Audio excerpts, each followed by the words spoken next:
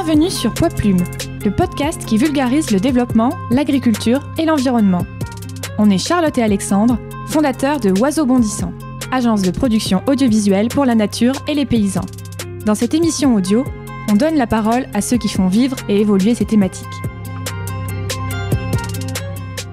Lorsqu'on décide de la nature du produit qu'on consomme, lorsqu'on décide du lieu du produit qu'on consomme, lorsqu'on décide de la quantité du produit qu'on consomme, on décide immédiatement d'impacts environnementaux, sanitaires et sociaux. Je crois que si on se fixe comme objectif que les impacts négatifs de la consommation doivent être gommés vite, il faut changer ce regard sur la grande distribution, ce qu'on appelle la grande distribution, qui elle-même a beaucoup changé, qui elle-même est en train de changer de regard sur elle-même. Et il faut considérer qu'ils sont le levier accélérateur indispensable pour massifier très vite les meilleures pratiques. Dans l'épisode d'aujourd'hui, on est avec Didier Henretta, fondateur et dirigeant de Day by Day, le premier réseau d'épiceries en vrac pour faire ses courses du quotidien, en quantité à la demande et sans emballage superflu. Day by Day, c'est 74 magasins répartis dans les grandes agglomérations françaises, 100% vrac et avec plus de 700 produits référencés. Après une longue expérience dans la grande distribution, Didier a fait le choix radical de passer du vendre toujours plus à vendre la juste quantité, tout en limitant au mieux les emballages. Il parle de passer d'une écologie de classe à une écologie de masse, en rendant le vrac des placards accessible à tous, tout en créant du lien social dans ses épiceries franchisées. Il aime profondément faire ce beau métier de commerçant qui peut avoir des impacts positifs sur la société dans son ensemble, y compris l'environnement. On nous a très chaleureusement accueillis dans les entrepôts de Day by Day à Dreux, en Eure-et-Loire, pour un entretien passionnant et riche d'informations sur les magasins dans lesquels nous faisons nos courses au quotidien. Cet épisode sort un petit peu du cadre classique du podcast Poids Plume, car ça nous paraissait important de s'intéresser à ceux qui distribuent notre nourriture et nos fournitures du quotidien, et à l'impact positif énorme qu'ils pourraient avoir sur l'environnement. N'oublions pas que 60% des Français font leurs courses dans les grandes surfaces. Imaginez la puissance de levier que la grande distribution a entre les mains pour faire évoluer nos habitudes de consommation vers plus de durabilité. On a eu envie de rencontrer Didier Henretta, grâce au plaisir que nous avons pris en visitant le magasin Day by Day du centre-ville d'Angers, tenu par Virginie et son mari. On leur passe un petit coucou. Si cet épisode vous plaît, n'hésitez pas à nous mettre 5 étoiles sur votre plateforme de podcast, à vous abonner et à parler de nous à vos proches. Et maintenant, bonne écoute. Bonjour Didier. Bonjour Alexandre. Merci beaucoup de nous recevoir à Dreux, dans vos bureaux / entrepôts. Avec plaisir. Est-ce que vous pouvez nous dire qui vous êtes et ce que vous faites dans la vie ? Alors moi je suis le cofondateur et président d'une enseigne qui s'appelle Day by Day, une enseigne d'épicerie en vrac, on y reviendra, et c'est vraiment mon occupation principale. Je dois dire que ça prend l'essentiel de mon temps quotidien, hebdomadaire, mensuel, puisque ce projet a vraiment vocation à impacter sur le monde. Il faut y mettre le plus d'énergie possible, le plus vite possible. Et puis parallèlement à ça, comme je commence à être un tout petit peu ancien dans les métiers de manière générale, puisque j'ai dépassé les 50 ans, il reste pas forcément des tonnes d'années pour arriver à réaliser quelque chose d'impactant, donc c'est pour ça que j'y consacre toute mon énergie. Donc vous l'avez pas dit, mais vous êtes commerçant. Alors oui, évidemment, le Day by Day sont des épiceries en vrac, donc nous sommes commerçants et épiciers avant tout, et nous faisons ce très beau métier de commerce qui, lorsqu'on regarde véritablement ce que ça peut être, est un élément central des sociétés depuis des milliers d'années, puisque le commerce c'est d'abord et avant tout de l'échange. Alors c'est de l'échange de marchandises en général, puisque c'est l'étymologie, marchandises contre argent, commerce, mais c'est aussi de l'échange humain, c'est de l'échange relationnel, c'est de l'échange constructif, puisque selon ce qu'on décide de faire ou de pas faire et dans le sens qu'on veut orienter les choses, on peut avoir des impacts positifs sur la société, dans son ensemble, y compris sur l'environnement. Donc oui, on fait ce beau métier de commerçant. Aujourd'hui, pour arriver où vous en êtes, président fondateur de Day by Day, président et cofondateur, oui, j'ai fait ça avec mon ami David Sutra. Voilà. Est-ce que vous pouvez nous parler de votre parcours depuis le lycée à peu près ? Ouais, un parcours qui correspond assez bien aux gens de ma génération, qui est un parcours un peu chaotique. Donc moi j'ai fait plutôt un bac scientifique. J'ai pas du tout de formation marketing ou commercial à l'origine. J'ai une formation scientifique. À l'issue de ce bac scientifique, j'ai fait 2 fois une première année de médecine pour tenter d'avoir le concours, mais je n'avais absolument pas la vocation. Je pense que j'avais fait ça pour suivre des copains et que je me suis très très vite rendu compte que j'étais pas fait pour ça. À l'issue de ces 2 années, pas inutiles parce que c'était une découverte, un rythme, un apprentissage nouveau. J'ai bien aimé le rythme de cette première année. Côté hyperactif, donc ça m'a bien plu. Je suis parti en fac. En fac, j'ai étudié de la biologie cellulaire. Là, j'ai passé à nouveau 2 ans. Et puis, je me suis beaucoup ennuyé en fac. Beaucoup ennuyé. Pas du tout sur le contenu. Je compatis, puisque moi aussi, j'ai fait 2 ans de biologie cellulaire, etc. Ouais, vous voyez bien ce que ça représente. Et je trouvais le rythme beaucoup trop lent pour moi. Ça me convenait pas, en fait. C'est pas le contenu qui me convenait pas. J'ai toujours adoré la science et j'aime encore la science. Je lis beaucoup d'articles scientifiques, beaucoup de choses comme ça. J'ai essayé de rester à jour. À mon niveau, bien entendu. Mais le rythme me convenait pas. Donc, à l'issue de ces 2 ans, j'ai décidé d'arrêter. Et j'avais la chance, à l'époque, beaucoup de chance. Alors, la chance, on l'a plein de fois dans sa vie. Moi, je viens d'un milieu très populaire. Et pour autant, j'ai eu plein de chance à plein de niveaux, sur plein de rencontres. J'avais la chance d'avoir un copain dont le papa avait un poste important chez Carrefour et qui, lorsque je lui en ai parlé et que je lui ai dit que je voulais arrêter la fac, m'a proposé de rentrer tout bêtement chez Carrefour. Et donc j'ai commencé ma carrière en tant que chef de rayon dans un Carrefour du Rhône, à Givors précisément. Avant même d'avoir validé un diplôme. Ah oui, j'avais que le bac. J'avais pas d'autres diplômes. Alors j'avais un certain nombre de connaissances scientifiques, donc pas immédiatement exploitables dans les métiers de commerce. C'était plutôt très différent.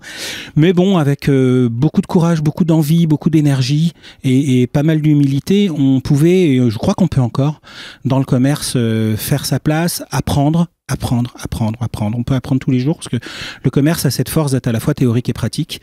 Et puis la grande distribution, donc Carrefour en l'occurrence à l'époque, et je crois que c'est encore le cas souvent, était extrêmement formatrice.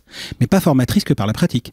Formatrice aussi par la théorie. Moi, j'ai eu des dizaines de journées de formation au cours des 2 premières années. Donc est-ce que ça correspond encore à ce que peut être la grande distribution aujourd'hui, qui investit beaucoup dans son personnel en le formant, ou est-ce que c'est la belle époque ? Non, je crois que c'est encore vrai aujourd'hui. Ce qui est probablement un peu différent, c'est la stagnation des marchés depuis un certain nombre d'années et la faible expansion en nombre d'unités marchandes, puisqu'on était, il y a un peu plus de 30 ans encore, dans une ouverture très régulière de nouveaux hypermarchés, de nouveaux supermarchés. Il y avait une expansion géographique assez forte. Et donc, on pouvait facilement, dès qu'on était formé, très vite, dans les premières années, faire, le terme est peut-être impropre, carrière, c'est-à-dire changer de poste, d'échelon, de spécialisation. Et on avait cette possibilité de mouvement qui permettait d'apprendre encore plus vite en passant les crans successifs plus vite.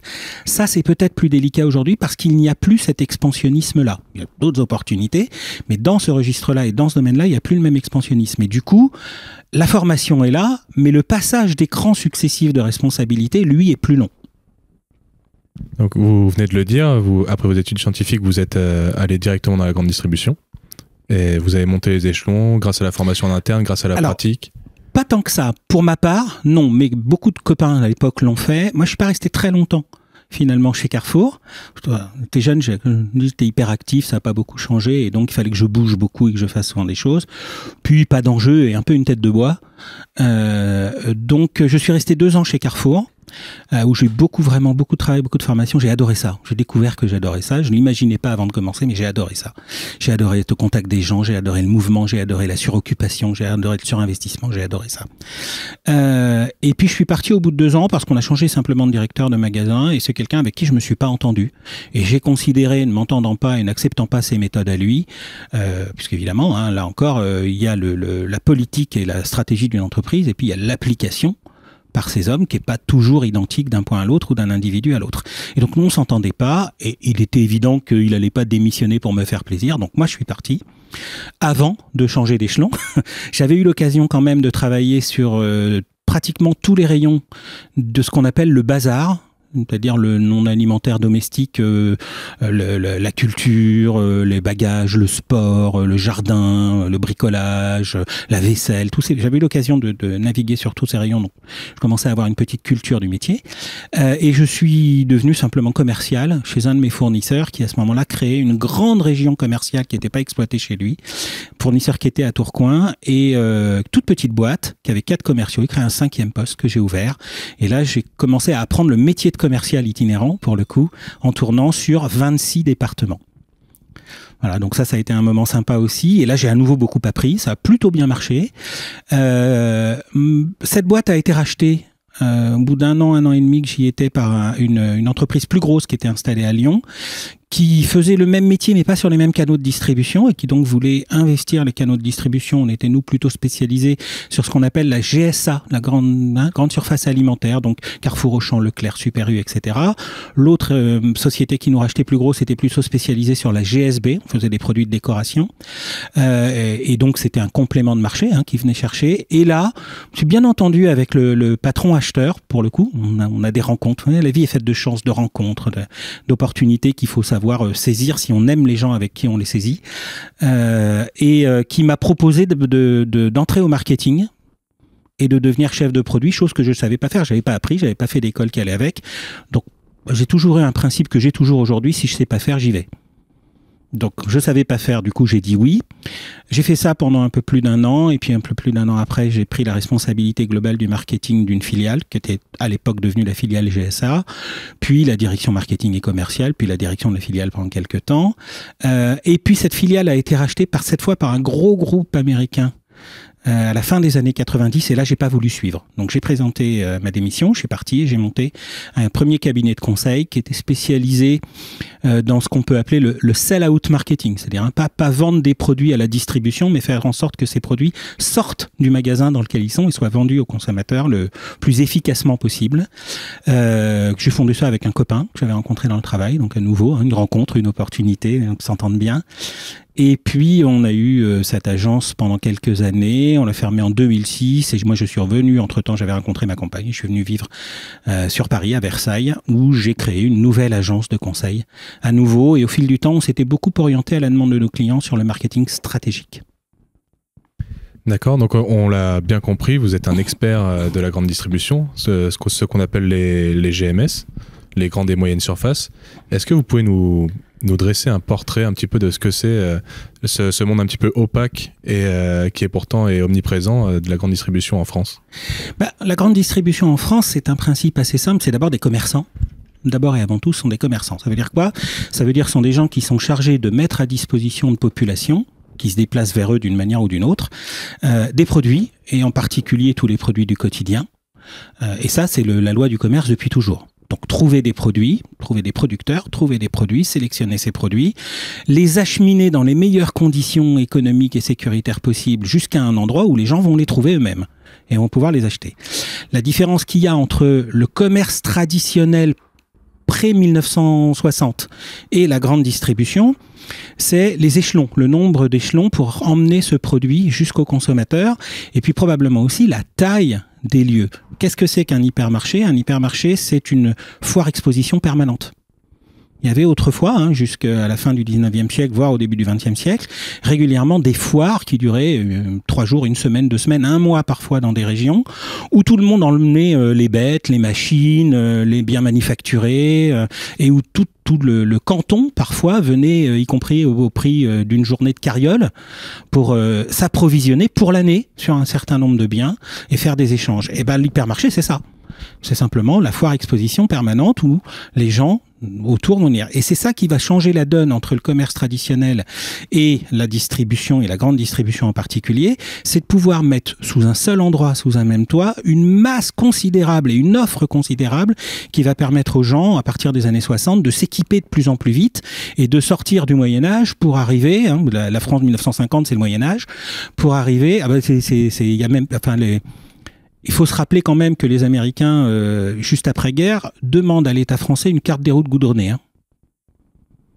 Parce qu'il n'est pas évident que les routes soient goudronnées par tous, et c'est le cas. Moi, j'habite à Versailles. La dernière route goudronnée a été, je crois, goudronnée en 97 ou quelque chose comme ça. Vous voyez que c'est quand même pas nouveau. Versailles. On parle quand même d'une ville de 100 000 habitants. Et pour le coup, la distribution va permettre de mettre des quantités de choix extrêmement importantes à disposition d'une population extrêmement importante, de manière simple, rapide et économique, puisqu'elle supprime des intermédiaires.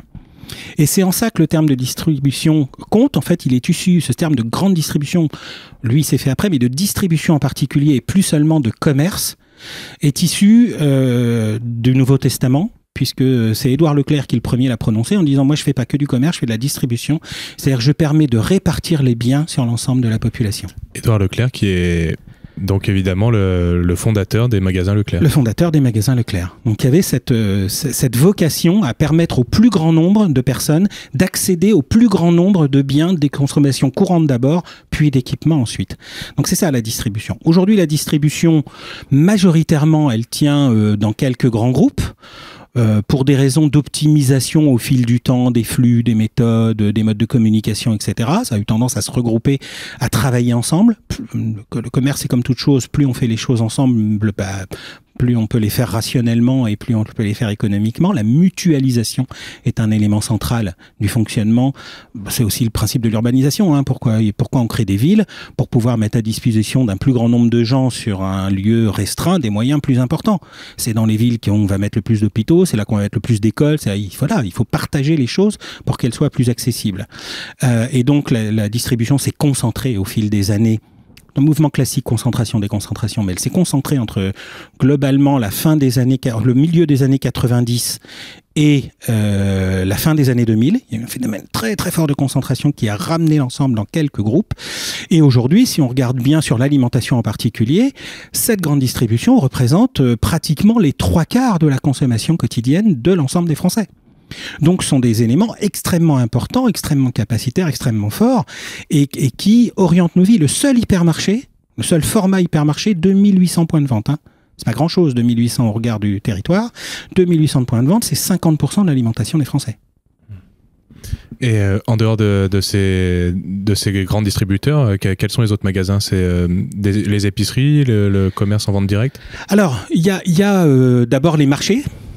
Les marchés qui représentent quelque chose de très important. Il y a les magasins alimentaires spécialisés aussi chez Nist. On peut penser aux spécialistes du bio. Une enseigne qu'on cite souvent qui est Biocop, hein, qui est aujourd'hui le premier, mais dont l'organisation, les statuts pas toujours, mais l'organisation s'apparente à de la grande distribution. Ni plus ni moins. Alors, ils font des choix de produits, de management, etc., qui peuvent être différents. Mais en tout état de cause, la mécanique et les modèles économiques s'apparentent à la grande distribution. C'est exactement la même chose, parce que c'est de la mutualisation de moyens massifiés, ce qui est vraiment pas neutre.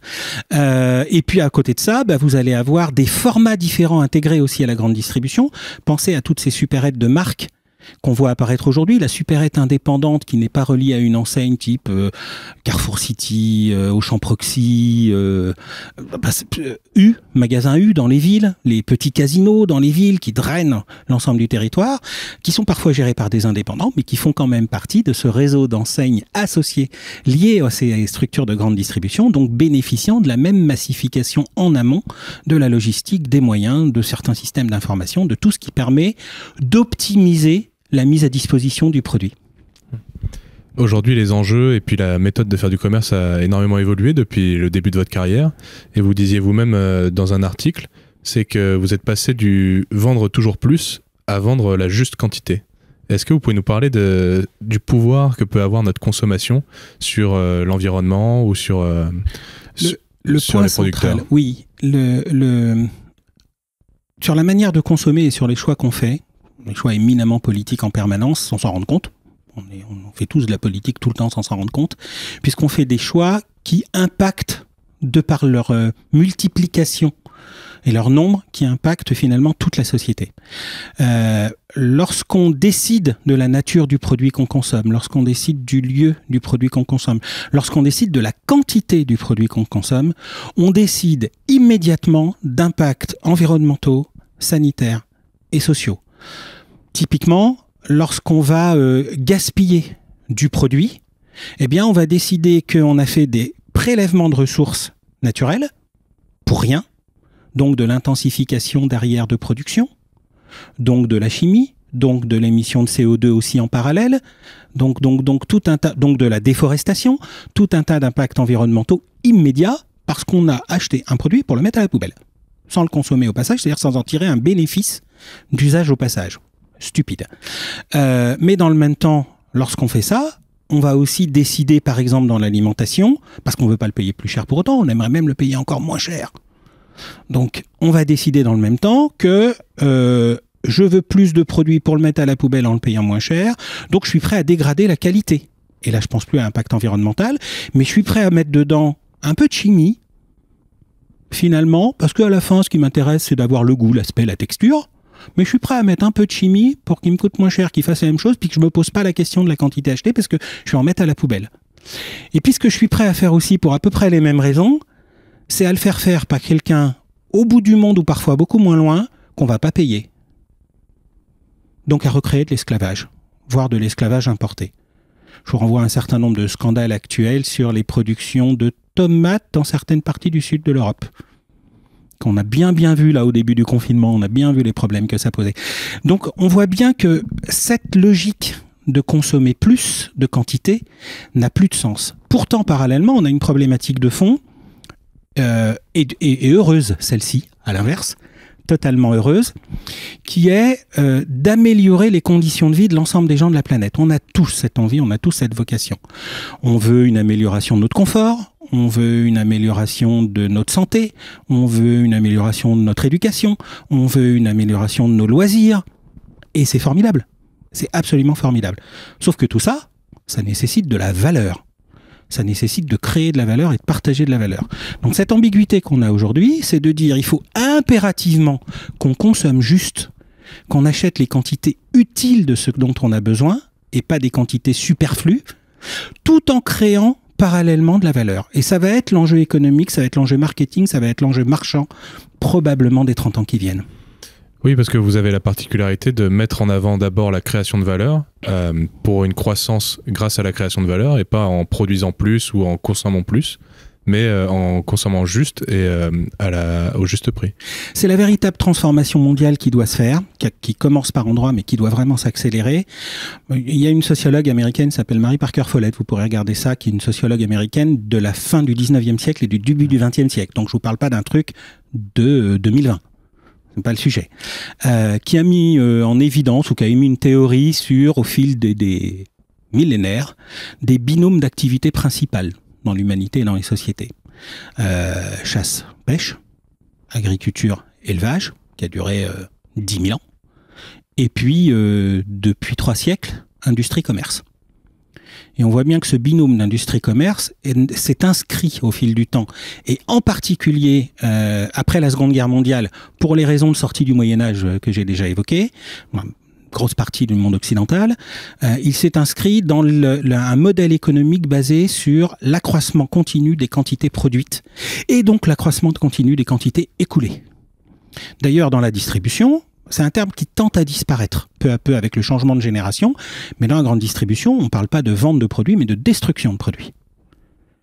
La première fois que j'ai entendu un grand patron de distribution me dire « On est formidable, l'année dernière, on a détruit 10 millions de cols ».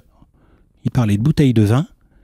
J'ai la mâchoire qui est tombée et je lui ai demandé de répéter.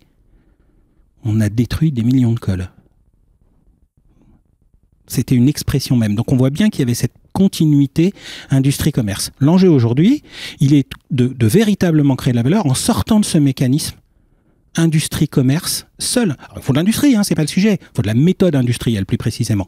Mais en sortant de cette mécanique de modèle économique qui dit que on vit par l'industrie, qui produit toujours plus, qui a comme bras armé le commerce, qui écoule toujours plus, et que c'est ça qui est le seul capable de créer de la valeur dans la durée.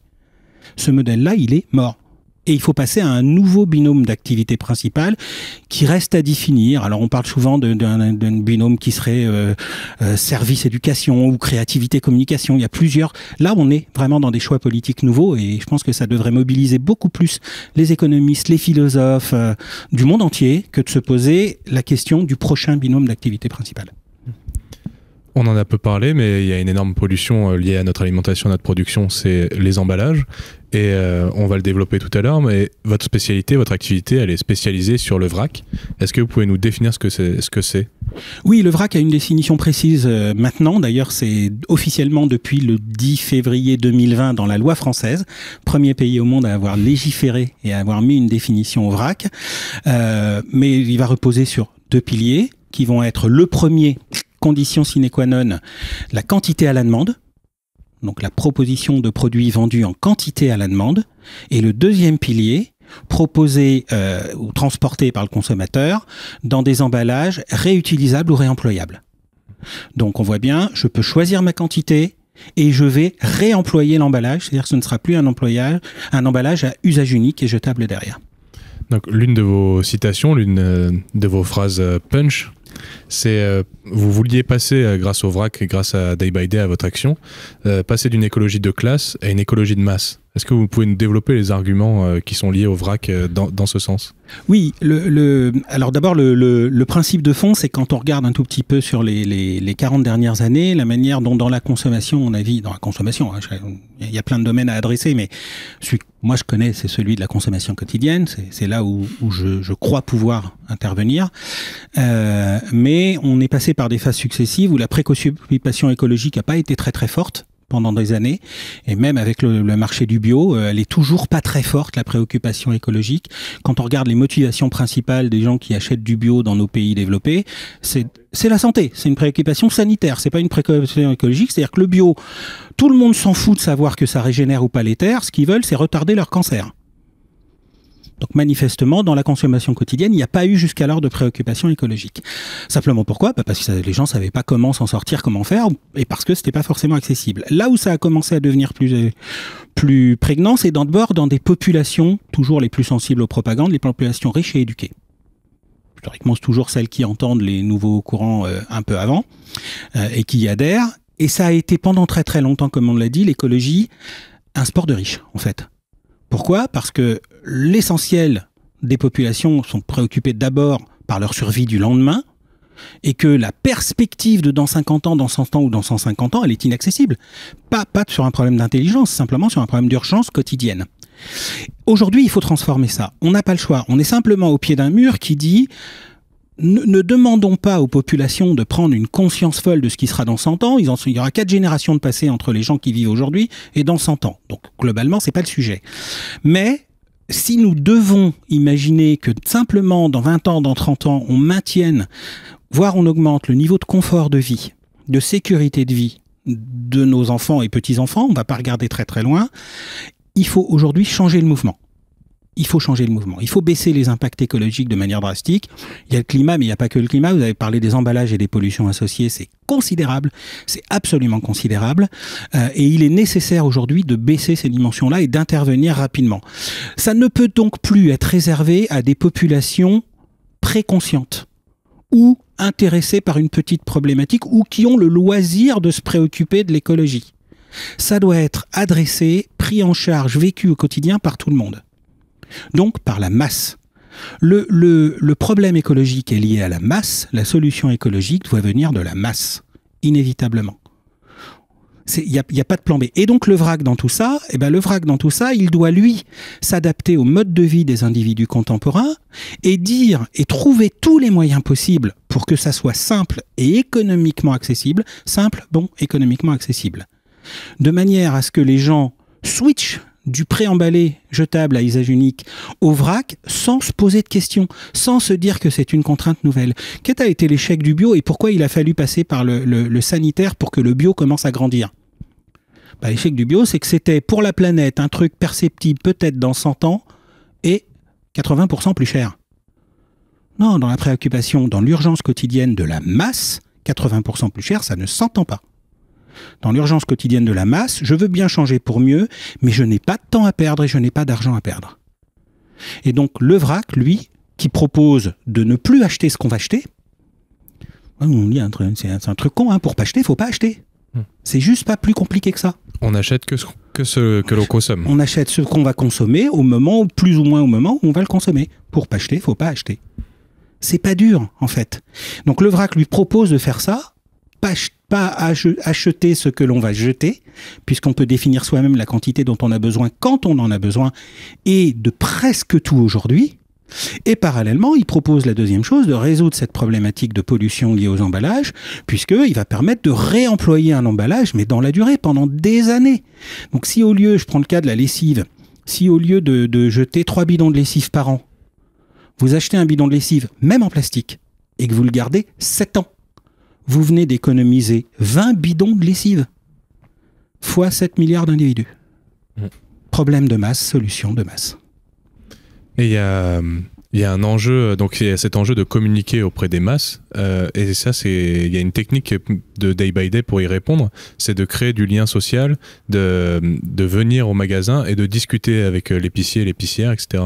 Est-ce que vous pouvez me parler du rôle de l'épicerie dans le paysage social urbain? Oui, alors l'épicerie, c'est un commerce dit de proximité. On a souvent tendance à penser que la proximité se parle de la proximité géographique. Moi, je crois pas. Je crois qu'on peut faire un commerce de proximité, mais même quand il faut prendre sa voiture et mettre 20 minutes pour y aller. Parce que la proximité, c'est d'abord une proximité humaine. Un lien qu'on va créer entre des individus. Un lien qu'on va créer entre quelqu'un qui a une proposition à faire et quelqu'un qui a quelque chose à vivre. Et ce lien va permettre de simplifier au quotidien, d'abord de créer de la reconnaissance, de créer de la confiance dans la durée. Quand on rencontre souvent quelqu'un et dans la durée, on finit par avoir une forme de confiance. De créer aussi de la simplification. Je disais tout à l'heure qu'il fallait sans doute pas compliquer la vie des gens si on veut qu'ils changent de paradigme. Et on pourra se redonner quelques clés. Et donc de simplifier. Si vous êtes tout seul confronté à une offre de vrac et que vous savez pas comment vous en sortir, en plus il n'y a pas le packaging, donc on sait pas forcément très bien d'où ça vient, on sait pas qui l'a fabriqué, on sait pas comment on va s'en servir. Enlevez le packaging. Le packaging, il a une fonction, il a même un ensemble de fonctions qui sont toutes nécessaires. Il n'y a pas une fonction du packaging qui n'est pas nécessaire. Si vous pouvez rencontrer quelqu'un en qui vous avez une forme de confiance, qui est un spécialiste de son métier, qui est un spécialiste de produit, qui va vous transmettre tout cet élément-là, vous passerez plus facilement voir que ça ne devient plus une complexité. Et si en plus cette personne-là peut connaître vos habitudes, je vis des trucs dans des magasins qui sont assez rigolos. On est installé souvent, les magasins, le plus souvent dans des zones de vie avec d'autres commerces. Un client qui vient, qui a fait des courses de frais, qui dépose son sac en disant « Tiens, est-ce que tu peux me le garder? J'ai une course à faire, je reviens dans un quart d'heure. » C'est tous les jours dans les magasins. Ça crée une relation de voisinage nouvelle qui ancre les gens dans leur territoire, qui ancre les gens dans leurs habitudes, qui les sécurise même dans leur vie quotidienne et qui recrée un lien social formidable et au quotidien. Des tas de gens viennent dans nos magasins, alors plutôt le matin parce qu'il y a plus de temps, mais des tas de gens viennent dans nos magasins pour discuter avec les commerçants ou entre eux. Et on est ravis de les laisser faire en fait. Juste qu'ils viennent papoter, c'est très bien. J'ai vécu ça à Versailles il y a 3-4 ans. Je téléphone au magasin de Versailles, un truc à lui demander. La patronne de Versailles s'appelle Nathalie. Et j'entends au travers du téléphone une voix de dame qui lui dit « Bonjour Nathalie, t'inquiète pas, je viens pas faire des courses, je repasserai ce soir, mais c'était juste je voulais te dire bonjour. » Et elle repart. Ça, c'est du lien social. Ça, c'est un truc qui, dans un quartier, qui fait si cette personne-là, demain, elle a un souci, si elle a un besoin, elle a quelqu'un à qui s'adresser, qui résoudra pas, mais qui peut-être l'aidera à le porter. Oui, il y a une très bonne illustration de ça, c'est que quand j'étudiais à Angers, j'étais sur la périphérie du centre-ville, et avec Charlotte, on se déplaçait jusque dans l'épicerie Day by Day, mais qu'on appelait l'épicerie Day by Day de chez Virginie, quoi. Et on allait voir Virginie et son mari, et c'est vraiment c'était un plaisir. On avait envie de faire l'effort de se déplacer, de prendre le bus ou d'y aller à vélo, uniquement parce que on savait qu'on allait passer finalement un bon moment, et qu'il y a certains produits aussi qu'on trouvait que là. Très bon exemple, c'est les cacahuètes wasabi. Alors c'est pas le produit dont on est le plus fier, c'est un produit, pour être très honnête avec vous, c'est un produit dont la composition nous satisfait pas pleinement. Et l'origine géographique et la composition. Nous, on a un certain nombre de critères forts autour des produits, on pourra en reparler, et ce produit-là nous satisfait pas. Pour autant, il est très plébiscité par nos clients, donc ça fait 2 ans qu'on cherche ici en France qui pourrait nous le faire. D'abord, 1, rapprocher le produit, et 2, en changeant fondamentalement la composition, mais pour arriver au même résultat. Bon, on rame, on cherche, on n'a pas encore trouvé, mais on va y arriver. Donc, vous l'avez dit, vous ramez, c'est un peu un combat de tous les jours depuis le début de la création de l'entreprise. Ouais. Et est-ce que le vrac, c'est un modèle économique viable pour les épiciers et puis pour vous ? Oui. Alors ça ne l'était pas les premières années, évidemment, pour nous. Ça l'a très vite été par les épiciers. Nous, on a fait un choix. Nos épiciers sont indépendants. Ils sont sous le régime de la franchise. Donc chaque épicerie est une entreprise qui appartient à une vraie personne qui a mis les économies de sa famille, qui met 50 heures par semaine et qui a fait un emprunt. Donc il faut qu'elle soit rentable. Donc on a très très tôt fait en sorte que le modèle économique des épiceries soit rentable et soit rentable vite. Dans la répartition des marges, par exemple, dans la mutualisation des outils, dans la mise à disposition d'un maximum d'outils pour que ces magasins puissent avoir, puis dans une offre large, qu'ils aient suffisamment de clients, que les clients achètent de quoi conforter leurs besoins, assez large et pas seulement anecdotiquement, et puis qu'ils n'aient pas besoin d'un personnel explosif, puisque ce sont des coûts additionnels. Nous, notre modèle économique a mis plus de temps du coup à trouver son équilibre, à être rentable, puisque nous avions des marges, et nous avons toujours des marges extrêmement compressées et beaucoup de dépenses associées, et d'investissements, plus que de dépenses d'ailleurs, beaucoup de dépenses associées, mais qui nécessitaient qu'on ait un certain nombre d'épiceries adhérentes avant d'atteindre notre seuil de rentabilité. Mais on le savait. On l'avait écrit, on connaissait notre seuil, on savait à combien d'épiceries on s'est rentable et on a atteint ces chiffres-là en quelques années. Donc on voit bien qu'à partir du moment où on écrit un modèle qui tient la route, on voit bien qu'à partir du moment où on équilibre tous les points et où on respecte les fondamentaux de ce qu'est le commerce depuis, encore une fois, des milliers d'années, maîtriser les coûts à chaque étape et ne mettre que la juste dépense ou les justes investissements là où c'est absolument nécessaire, on trouve un modèle économique. Mais vous avez un argument fort, c'est aussi la rentabilité du chiffre d'affaires au mètre carré, parce que c'est des petites surfaces, mais avec beaucoup de propositions et un panier moyen assez important, c'est ça? Oui, on a un rendement élevé. C'est un constat qu'on n'avait pas anticipé. Donc ça a été plus fort que ce qu'on croyait. Mais on a un rendement élevé aujourd'hui qui, pour une épicerie à maturité, donc au-delà de sa 3e année d'existence, le commerce, il met un peu de temps, le commerce de proximité, à trouver sa maturité, mais qui est un rendement équivalent à celui d'un hypermarché. Au mètre carré. Alors, on a des petites surfaces qui fait que le chiffre d'affaires à la fin n'est pas du tout celui d'un hypermarché. Mais dans nos métiers de distribution, on fait cette analyse du rendement, du chiffre d'affaires annuel hors taxe au mètre carré. Et on a celui aujourd'hui d'un hypermarché, ce qui est assez incroyable pour des épiceries de petite taille de centre-ville qui finalement distribuent des produits du quotidien. Est-ce que vous pouvez donner un ordre de grandeur sur un supermarché classique, un hypermarché et puis une épicerie Day by Day? Oui, un supermarché donc avec beaucoup plus de place et beaucoup plus de références, entre 1000 et 2500 mètres carrés de supermarché. C'est ça la règle et la norme. Il va tourner sur des 4-5 000 euros, 6 000 euros du mètre carré annuel. Alors il y en a qui font beaucoup plus que ça, il y en a qui font moins, mais on va dire que c'est la moyenne.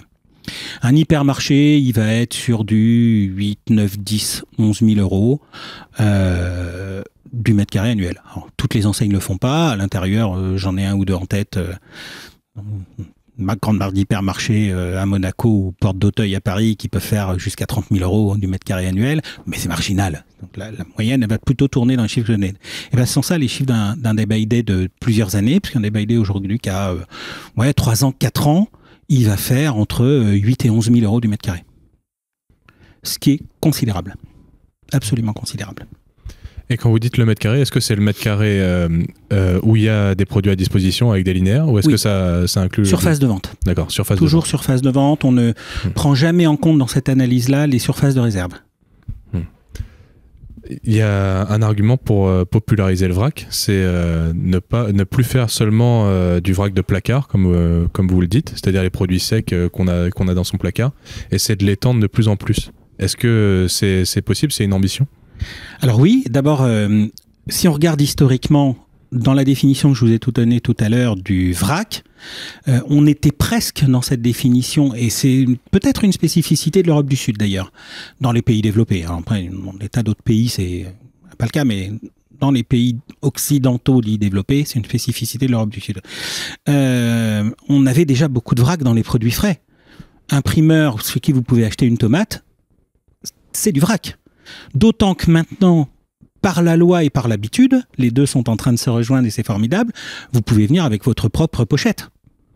Et donc, avoir un emballage réemployable. Moi, je fais mon marché tous les dimanches matins, j'ai pas de sachet. Je réemploie mes sachets, je réemploie mes boîtes, et les commerçants sont habitués, ça leur pose aucun problème.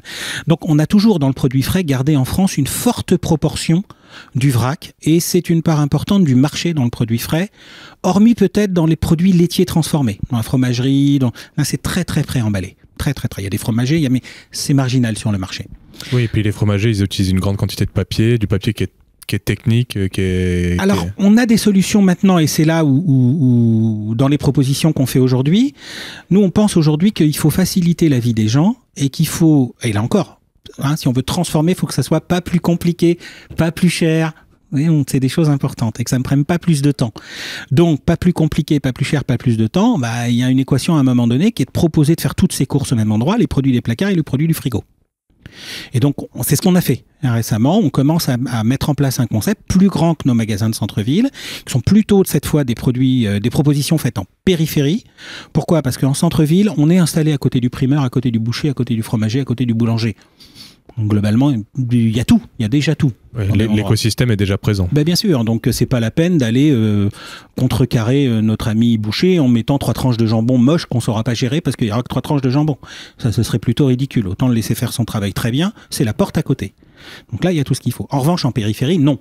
En périphérie, il n'y a pas ces écosystèmes, donc on est plutôt sur des populations qui font leurs courses comme elles font toute leur vie dans leur bagnole, et du coup, là où elles posent la voiture, pour que ça soit aussi simple qu'au supermarché traditionnel, il faut qu'elles puissent faire toutes leurs courses.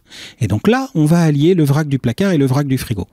Et dans ce cas-là, vous avez un DayByDay traditionnel, un boucher traditionnel, local. Alors, il se trouve qu'en plus et ça sera la vocation dans le temps, mais le premier magasin, il n'a que de la viande locale, un fromager traditionnel, un maraîcher local, et que tous ces gens vendent que du vrac en acceptant que vous l'utilisiez, que vous réutilisiez vos propres contenants. Mais, quelquefois, si vous venez les mains vides, pour le fromager, pour le boucher, c'est compliqué. Donc, ils sont encore dans la feuille, sauf que c'est une feuille différente, puisque c'est une feuille d'une couche de papier, compostable, laminée de cire d'abeille, compostable. Donc, en fait, quand vous revenez chez vous et que vous déballez votre tranche de fromage, si vous aviez oublié votre propre pot, vous l'aurez dans un papier que vous pouvez mettre dans un pot de fleurs. Donc là, pour resituer, vous ne parlez pas exactement de l'expérience générale d'un magasin DayByDay, vous parlez de l'exemple du grand marché vrac à Rennes. Oui, absolument. Oui, ça c'est quelque chose de nouveau, puisque traditionnellement, nous n'adressions que les produits, vous l'avez dit, du placard dans des épiceries de centre-ville. Faut se rappeler que quand on a démarré en 2013, ça n'existait pas en fait. Il n'y avait pas de marché, il n'y avait pas d'épicerie vrac, nulle part, qui était 100% vrac. Et donc, il fallait approcher ça délicatement, tranquillement, là où il y avait beaucoup de monde, il n'y avait même pas de demande exprimée. Donc, il fallait y aller un peu prudemment. Et pour ça, la meilleure solution, c'était d'être dans les gros centres-villes et dans l'écosystème que vous avez décrit avec le boucher, le charcutier, etc. Le fromager et le primeur. Aujourd'hui, le vrac a démontré qu'il y avait une attente et que c'était un bénéfice sociétal global qui pouvait être apporté. Donc, il faut être capable d'aller porter cette offre-là sur une population qui ne vit pas dans les gros centres-villes et qui n'y viendra plus. Il faut être très très clair, dans les années qui viennent, il y aura une scission très claire au quotidien entre les gens en ville et les gens en extérieur ville. Et il n'y aura plus de déplacement de population pour le quotidien. Il y en aura très probablement pour le loisir, pour le divertissement, dans un sens comme dans l'autre, pour le shopping, dans un sens comme dans l'autre, mais pour les courses du quotidien, ça n'arrivera plus. Et donc, il faut aller vers toute cette population, et toute cette population a besoin qu'on lui adresse une proposition vrac crédible qui corresponde à son mode de vie quotidien. Et son mode de vie quotidien, comme on le disait, c'est d'être en bagnole tout le temps. Et donc, c'est pour ça qu'on a testé ce nouveau concept que personne n'a fait. C'est une première, là encore. On fait une première un peu prétentieux de dire mondiale, non ? J'espère bien qu'il y en aura plein d'autres qui vont regarder, qui vont faire pareil. Comme on l'a fait avec les épiceries, ça a entraîné le fait que plein d'autres ont fait leurs propositions. Donc le mouvement s'accélère de plus en plus à partir du moment où d'autres copient. Et ça, c'est formidable. Et j'espère que sur ce modèle-là, il y aura beaucoup de copies aussi. Mais on a fait cette nouvelle proposition depuis décembre dernier. Pour qu'on puisse se rendre compte du potentiel de développement du marché du vrac, est-ce que vous pouvez nous dire quelle part de marché est représentée par le vrac aujourd'hui? Alors si on prend sur cette sphère de ce qu'on appelle PGC-FLS, produits de grande consommation, frais libre-service, majoritairement produits de grande consommation, donc globalement je mets de côté le frais libre-service, le placard, on va dire que c'est environ en consommation annuelle française 100 milliards d'euros. Cette partie-là du vrac a été estimée en 2020 à 1,3 milliard. Donc on voit que c'est encore extrêmement marginal. Maintenant, c'est une croissance un peu plus faible évidemment entre 2019 et 2020, parce qu'en 2020 ça a été compliqué, mais qui reprend entre 2020 et 2021 vraiment des couleurs de manière importante, malgré qu'on soit encore sous contrainte pour l'instant, pour toute la première partie de l'année, et qui probablement va reprendre un trend très très élevé entre 2021 et 2022, mais on était entre 2019 et 2020 sur des croissances à 40%. Et on sera entre 2021 et 2022 sur une croissance à 40%. Ce qu'on commence à voir entre 2020 et 2021, c'est une croissance aux alentours de 20%. Donc ça reprend déjà des couleurs de manière importante, alors qu'on est sous contrainte. Donc ça va représenter dans la perspective, nous ce qu'on a tracé dans la perspective un peu après 2030, entre 2032 et 2035, ça sera en marché constant. Si à ce moment-là on était toujours sur les 100 milliards au global, ça sera probablement 15 milliards. C'est considérable, 15% de part de marché, parce que 15% de part de marché, c'est la bascule. Vous êtes au-delà du moment où l'ensemble des habitudes d'un marché change parce que la contre-culture est devenue culture. Et donc, on le voit déjà d'ailleurs, la loi évolue, les habitudes évoluent, les industriels commencent à évoluer.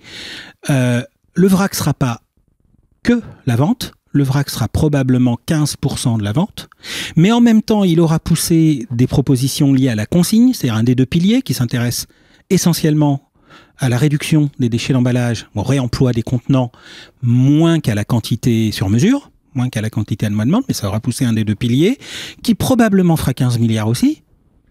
Et donc, on voit bien que tous les distributeurs et les industriels qui ne seront pas allés dans ce sens-là et qui n'auront pas proposé des solutions, ils seront fait manger 30% du marché. Et c'est pas dans leur perspective de se faire manger 30% du marché. Donc ils vont changer. Ils vont proposer des solutions, inévitablement. Et puis pour les 70% restants, les consommateurs n'accepteront pas que les impacts soient négatifs.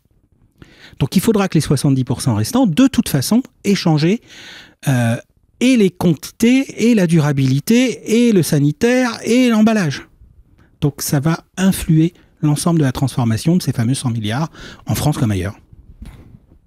Qui est le client type de Day by Day actuellement ? Alors, on a pour principe, et je vais te répondre en deux temps, de dire que notre cible, c'est tout le monde. Pour une raison assez simple, tout le monde mange, tout le monde se lave, tout le monde nettoie son chez-soi. Et on distribue les produits du quotidien. Donc notre cible, c'est tout le monde. Donc ça fait un beau marché déjà. Donc ça commence à faire pas mal de gens. Par contre, c'est pas tout le monde sur tous les territoires, simplement parce que, comme on l'a dit tout à l'heure, nous ne sommes pas présents sur tous les territoires. Et nous ne sommes pas présents sur toutes les typologies de territoires. On a été essentiellement, pour l'instant, développé dans des gros centres urbains, et dans des gros centres urbains avec écosystème marchand. Donc plutôt ce qu'on pourra qualifier de classe moyenne, supérieure, voire classe bourgeoise. Quand vous allez dans les grandes cités très populaires, il n'y a plus tellement l'écosystème marchand. Donc forcément, on ne pouvait pas investir ça. Donc ça nous donne de fait une typologie de clients actuels. Pourtant, on commence à voir, parce qu'il y a un certain nombre de magasins qui sont installés dans des zones plus mixées en termes de population. Je pense à Nanterre, je pense à Sartrouville, je pense à Paris 12e qui est porte de Charenton, je pense à des magasins comme ça qui sont vraiment dans des populations très mixtes. C'est-à-dire d'un côté de la rue, pour être très caricatural, mais très très caricatural, d'un côté de la rue, c'est les bourgeois. Et puis de l'autre côté de la rue, le trottoir d'en face, c'est les pauvres. Voilà. Moi, j'ai plutôt été élevé sur le trottoir d'en face. Mais c'est vraiment ces deux populations. Et on commence à se rendre compte que dans ces magasins-là, la clientèle est partagée en deux. Il y a les deux. Il y a véritablement les deux. Donc on voit bien qu'il n'y a pas de déterminant culturel et qu'il n'y a pas de déterminant économique à adopter le vrac. Donc ça, ce sont des choses très intéressantes et très encourageantes pour l'avenir.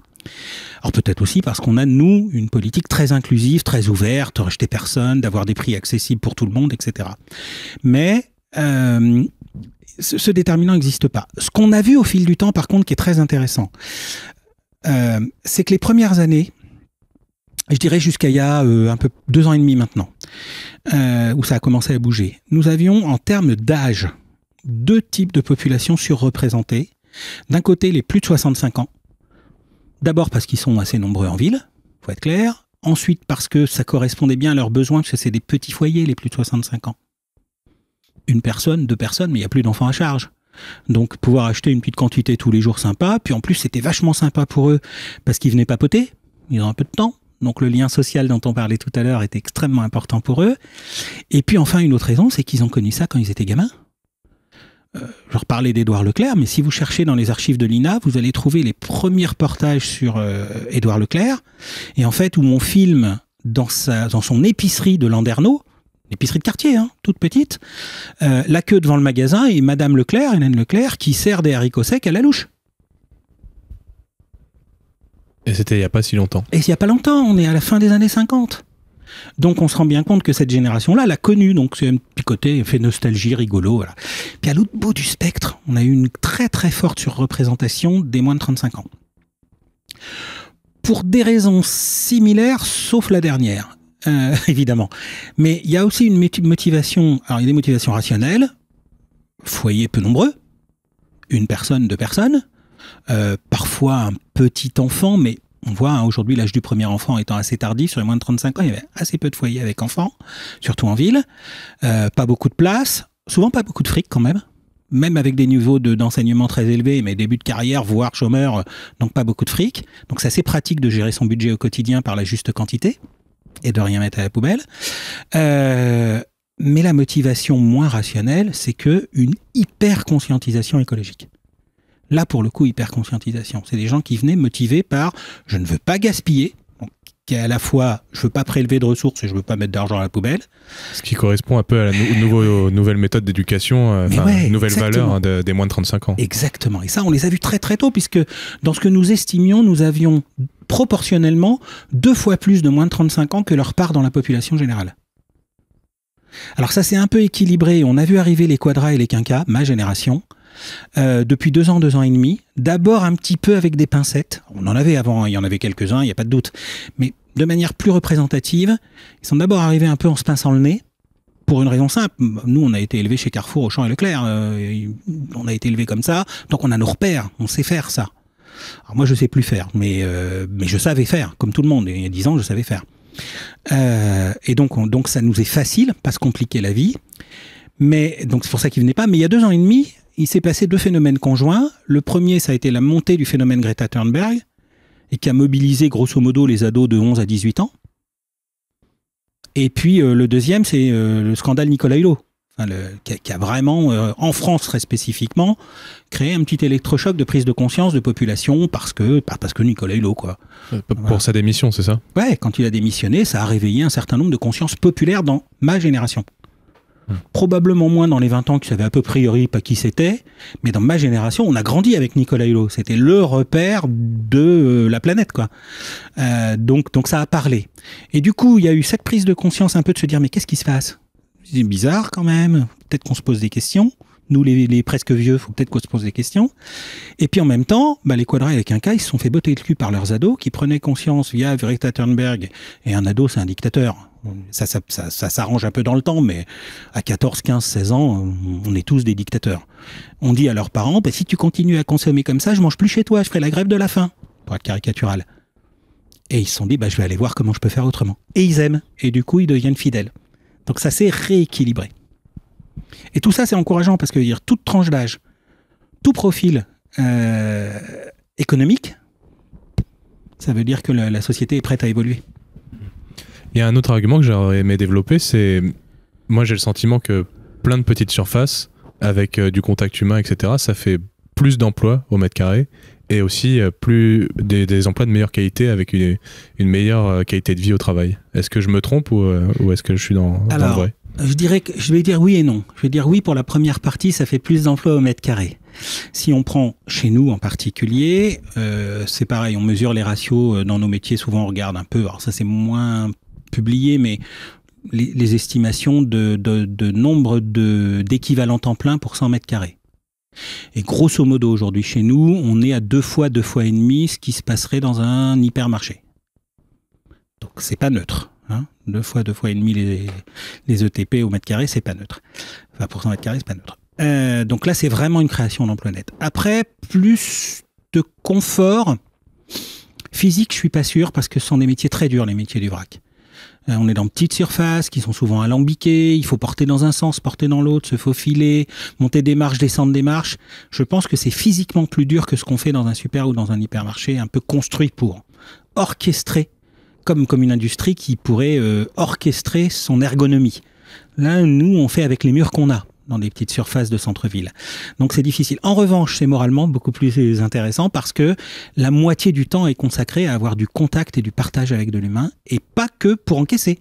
Du vrai contact et du vrai partage, de l'information, de l'éducation, de la collaboration. Et est-ce qu'on arrive quand même à faire son travail quand on discute pendant la journée ? Ça fait partie des 2,5 fois plus de personnel. C'est un investissement majeur à faire que de vouloir être proche des gens et que de considérer que notre rôle n'est pas seulement de les approvisionner, mais de les accompagner. Qu'on arrive enfin à la description de ce qu'est Day by Day. Donc c'est 73 magasins en France et en Belgique. 74 maintenant, puisqu'il y en a un qui a ouvert il y a quelques temps, mais ça évolue vite. Puis ça sera 75 la semaine prochaine. Ouais.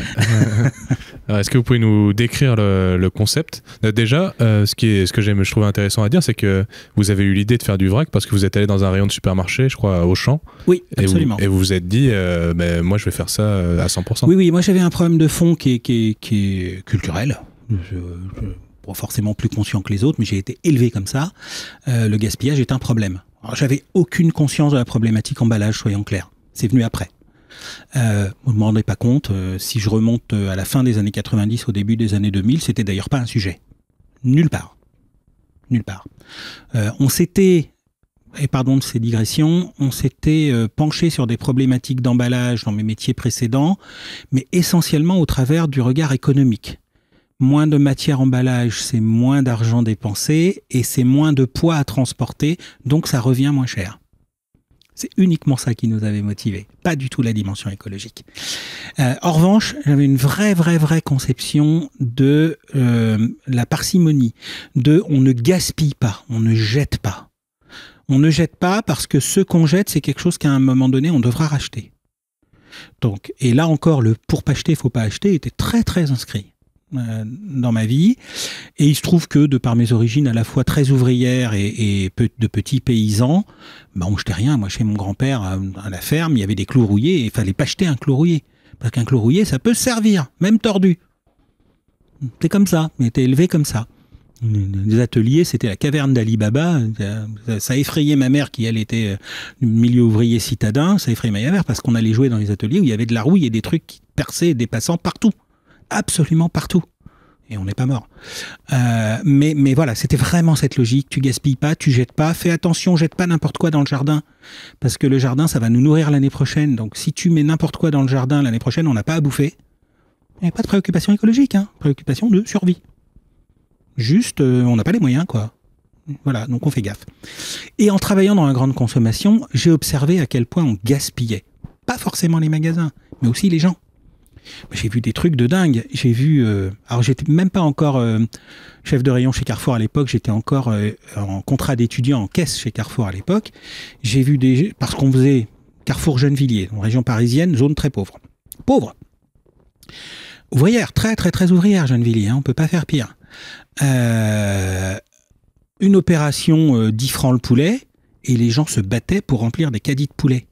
Mais ils n'avaient pas les congélateurs. Donc inévitablement, ces gens pauvres allaient jeter 3, 4 ou 5 poulets dans les 15 jours qui suivaient. C'était sûr. Et ils se battaient quand même. Dingue, totalement dingue. Sans parler des conditions d'élevage du poulet pour arriver à des prix comme ça. Sans parler de l'amont. On est juste sur le phénomène du consommateur au moment de l'achat. Donc c'est dingue, c'est totalement dingue. Bon, ça, on peut multiplier ces exemples-là à l'infini. Et donc du coup, ayant voilà, on peut avoir un problème, on peut avoir une conscience et pas avoir de solution. Puis un jour, dans mon métier de conseil, je me baladais beaucoup dans les magasins pour voir ce qui s'y passait, et je vais voir chez Auchan à Saint-Priest la mise en place d'un nouveau concept qui arrivait, qui était le self-discount. On est là à la fin des années 90, au début des années 2000. Les hard discounters ont pris vraiment de la part de marché, commencent à inquiéter un peu les grands distributeurs traditionnels. Et il y a deux modes de stratégie qui se mettent en place. D'un côté, ceux qui achètent ou créent des chaînes de hard discounters, ce qu'a fait Carrefour, ce qu'a pu faire Casino, etc. Et puis Auchan qui se dit non, moi je sais pas faire ça. Moi ce que je sais faire, c'est des très grandes surfaces. Donc pour la rétention de clients, ce que je vais faire, c'est que je vais mettre un hard discounter dans l'hypermarché. J'ai les produits, c'était vrai, ils avaient les produits. J'ai de la place. J'ai 15 000 m², j'ai de la place. J'ai des gars pour remplir. Je sais ce que c'est qu'un rack à la place d'une gondole. Donc, je suis pas trop con, je dois être capable de consacrer 300 mètres carrés sur 15 000 à faire un hard discounter. Mettre 2-3 panneaux, les beaux produits, les prix. Et ils font cette zone self-discount. Et pour renforcer cet effet-là, ils mettent en place des trémies de vrac, très grosses trémies de vrac sur une quinzaine de produits, pour donner cet effet, j'enlève le packaging, donc je suis moins cher. Alors, quand on analysait les prix, c'était pas vrai. C'est-à-dire que les produits qu'ils mettaient dedans, les premiers, c'était des produits qui dépaquaient depuis le rayon dans les zones de produits premier prix.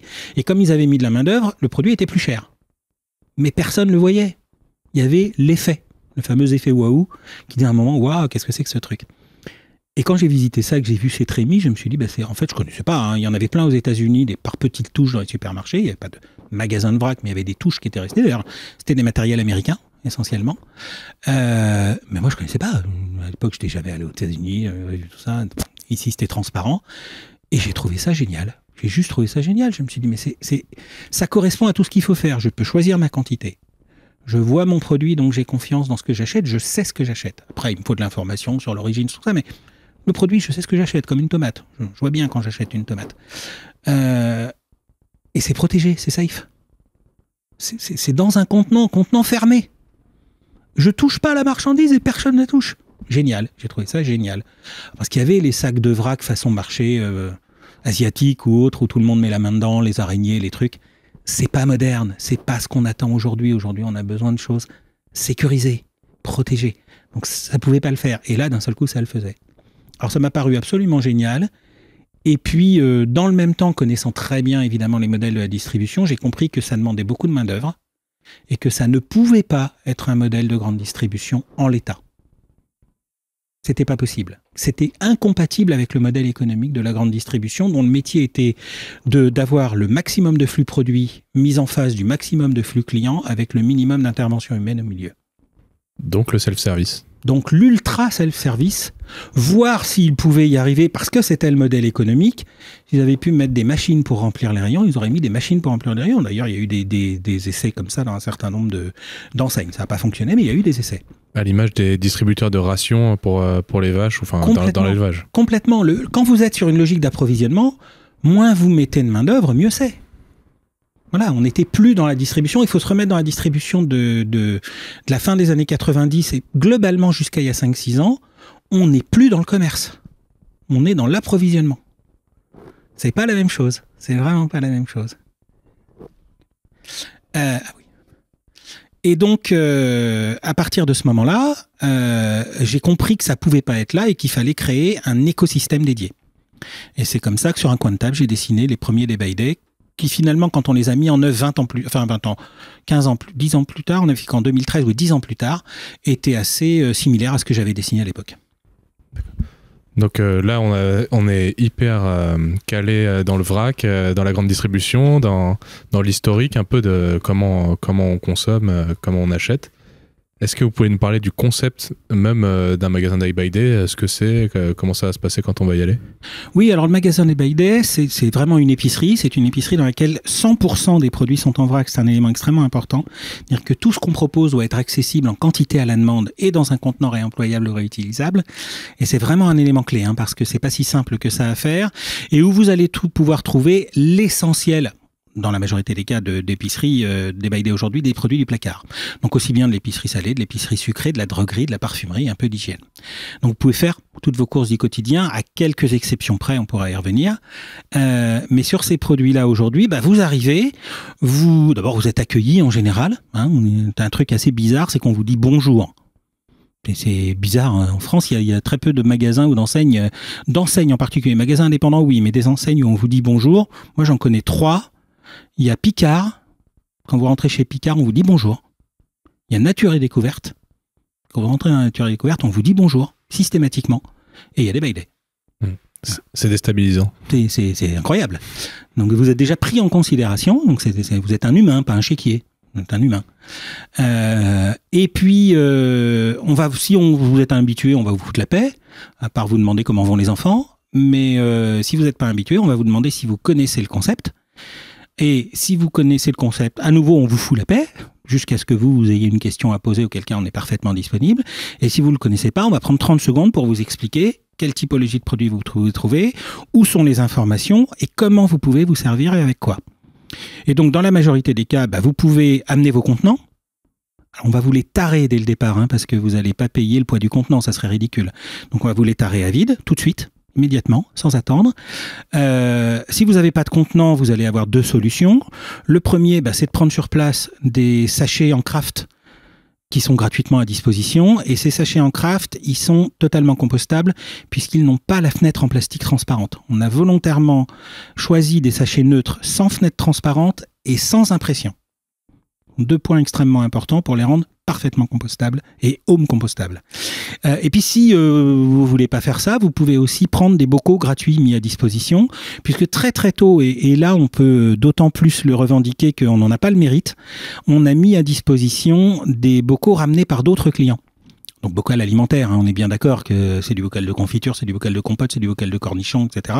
Les clients nous les ramènent vides, propres, on les relave et on les redésinfecte, on les pèse, on les met gratuitement à disposition. Comme ça, vous repartez avec vos bocaux réemployables là aussi à l'infini, que vous pouvez ramener la semaine d'après. Vous pouvez les déposer un jour en passant à l'entrée du magasin, on s'en débrouillera.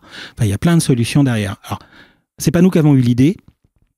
C'est les premiers jours d'ouverture du magasin de Versailles, c'est une cliente qui a eu l'idée. C'est une cliente, Marguerite, une jeune femme, infirmière à l'époque, qui a trouvé ça génial et puis qui nous a dit « Mais si j'ai des bocaux, je peux vous les ramener ?» J'ai ouvert des grands yeux en disant de quoi elle parle. Je lui ai dit oui, vous pouvez vous servir dans vos bocaux. Elle me dit non, pas pour moi. J'en ai plein, est-ce que je peux vous les donner? J'ai trouvé ça génial. Et du coup, tout de suite, on a généralisé la démarche et on a demandé aux gens de nous ramener des bocaux. Maintenant, il faut qu'on parle du nerf de la guerre. Vous l'avez dit tout à l'heure, le commerce, finalement, c'est surtout de la logistique. Oui. C'est mettre à disposition les produits de la bonne façon au bon moment, etc. Quel est le catalogue de Day by Day et comment est-ce que vous gérez cette logistique et comment les magasins s'approvisionnent? Alors, on a décidé dans le modèle économique d'être le plus efficient possible. C'est-à-dire de pouvoir avoir d'abord une gamme qui mobilise les clients. Donc pour ça, il nous fallait une gamme large. Alors gamme large, ça veut dire qu'il couvre beaucoup de besoins différents. Bien qu'un client doit pouvoir venir chez nous et acheter du riz, des pâtes, mais aussi du vinaigre, mais aussi du sel, mais aussi du muesli pour le matin, mais aussi du shampoing. Donc beaucoup de fonctions du quotidien différentes. Peu de choix à chaque fois. Il n'y a pas tant de choix que ça dans chaque fonction, mais beaucoup de fonctions différentes. Du coup, il n'hésite pas à venir. Il n'a pas besoin de faire 50 boutiques pour faire ses courses du quotidien. Mais lorsqu'on a comme ça des gammes importantes, aujourd'hui ce sont un magasin Day by Day qui a plusieurs mois d'existence, il a à peu près 1000 références, c'est assez incomparable dans le vrac, dont 750 sont centralisées, et je reviens sur la logique de centralisation. Quand vous avez beaucoup de produits, vous avez donc beaucoup de fournisseurs, et vous avez donc beaucoup de commandes à passer. Là, vous allez avoir 2 problématiques. La première problématique, c'est le temps que ça vous prend de passer une commande. Chaque fois que vous changez de fournisseur, c'est un temps fixe. C'est la même chose que quand vous faites vos courses. Rentrez dans un magasin, alors imaginez pour tous les gens qui font leurs courses en voiture par exemple.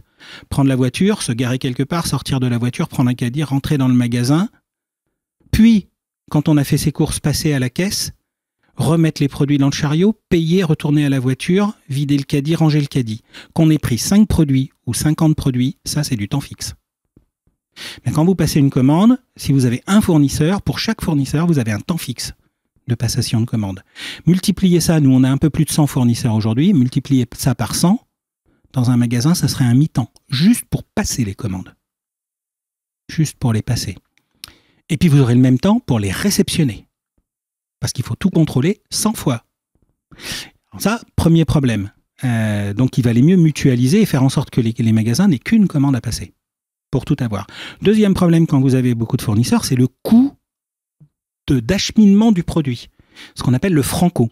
Il y a une quantité minimale à acheter à chaque fois pour que le produit vous arrive sans que vous deviez payer des frais de livraison. Si vous n'atteignez pas cette quantité, vous devrez payer des frais de livraison et donc le produit vous reviendra plus cher. Si vous revient plus cher, il n'y a pas 36 solutions, vous allez le vendre plus cher parce qu'il faut quand même payer le loyer. Lui, il est là le loyer, donc... à un moment donné, il faut faire la marge. Il n'y a pas 36 solutions. Donc, vous avez intérêt à le payer un peu moins cher. Et donc, sans payer le transport. Oui, mais si vous prenez le franco de chaque fournisseur à chaque fois, il vous faut 800 mètres carrés de réserve. Et vous aurez à chaque fois 1 an de marchandise, ce qui fait que quand vous aurez fini de vendre la marchandise, en fait, elle sera plus bonne. Elle va rester bien trop longtemps. Donc il fallait absolument qu'on ait ces 2 piliers économiques qui soient totalement mutualisés, faire ensemble. Et donc on a créé tout de suite une réserve commune, un entrepôt, via une centrale d'achat. Et c'est cette centrale d'achat qui commande en une seule fois des quantités plus importantes, mais qui vont être ventilées sur tous les magasins, qui la stocke, puis qui la ventile à la demande des magasins, et qui du coup optimise aussi le coût de transport qui va avec. Et cette centrale, c'est là où on se trouve et on est aujourd'hui à Dreux, à la centrale. On appelle ça la grange, nous, puisqu'on y stocke les marchandises. Et puis, alors c'est une société dédiée qui s'appelle My Retail Box, puisque l'enseigne c'est Day by Day, et la centrale d'achat c'est My Retail Box.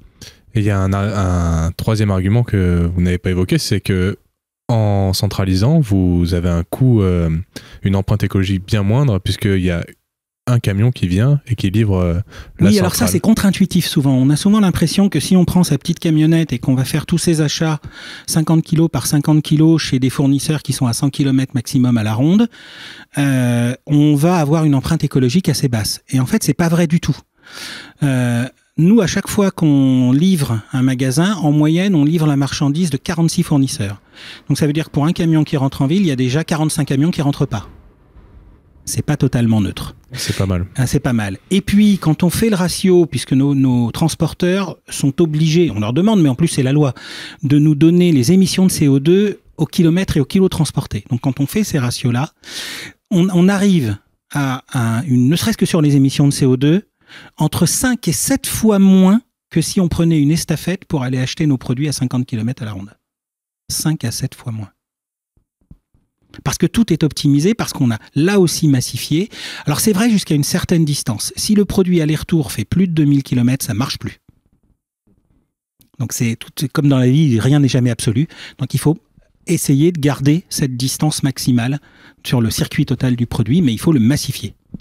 Et donc il y a ce système de livraison pour toute la France, mais tout à l'heure vous nous avez fait visiter les entrepôts, il y a une particularité de conditionnement qui est propre pour les magasins Day by Day en Ile-de-France. Oui, pour les magasins d'Ile-de-France, on a souhaité expérimenter quelque chose, voir jusqu'à quel point c'était possible ou pas. Et puis en Ile-de-France, le mètre carré de réserve est encore plus cher, donc il fallait aussi mutualiser des moyens, qui est de pré-laver et pré-remplir les traits de mie pour les magasins. Donc du coup, on a un atelier ici, une salle qu'on pourrait qualifier de presque blanche, de remplissage, où les trémies de vrac, les bacs dans lesquels on se sert, sont remplis ici à partir des contenants d'origine des fournisseurs, sont tracés, puis vont être livrés tels quels dans les magasins.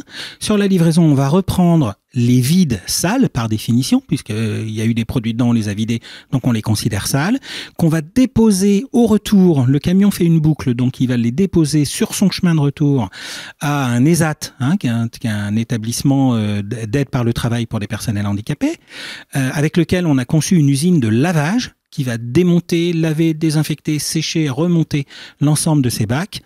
Sur le même coup de frein, il récupère tous ceux qui sont propres d'avance, et puis il revient à l'usine et on circularise comme ça l'ensemble du parcours. Donc ça, c'est une filière que vous avez dû créer complètement. Ah oui, ça n'existait pas et ça n'existait nulle part. Et ça n'existe toujours nulle part en l'état. On est les seuls. Donc là, pour l'instant, est-ce que c'est... On ne peut pas l'envisager en dehors de l'Île-de-France. Alors, on pourrait l'envisager s'il y avait des multiples dépôts. Et on peut l'envisager sur un territoire restreint où un camion peut partir le matin, faire une tournée et revenir le soir. Et entre-temps, la marchandise n'a jamais changé de camion.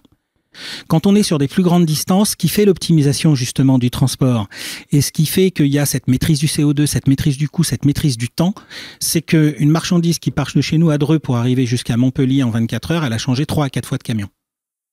Et c'est ça qui optimise tout. Si vous faites ça avec des bacs pleins, alors ils vont arriver cassés dans la plupart du temps parce que ça a des formes particulières difficilement empilables. Donc non seulement ils vont arriver cassés, mais en plus il va falloir ramener sur une grande distance des bacs vides et sales. Et alors là, on double l'impact écologique et ça marche plus du tout. Alors que sur d'une courte distance, de toute façon, votre camion fait une boucle sur une courte distance. Ça, c'est inévitable. Et à partir de ce moment-là, vous avez un coût et un impact de retour des bacs vides qui est neutralisé. Donc on peut imaginer un futur avec plusieurs granges un peu partout en France éventuellement avec ce système? Oui, sur le principe, oui, ou bien nous on réfléchit beaucoup à améliorer totalement le système pour réduire ces impacts-là et pour relocaliser peut-être que des parties de lavage, où on est en train de regarder tout ça. Mais oui, de toute façon, il faut résoudre ça. C'est inévitable. Donc vous nous l'avez dit tout à l'heure, il y a 750 références de produits qui sont centralisées à la Grange, à Dreux. Comment est-ce que vous sélectionnez ces produits? Quels sont vos arguments?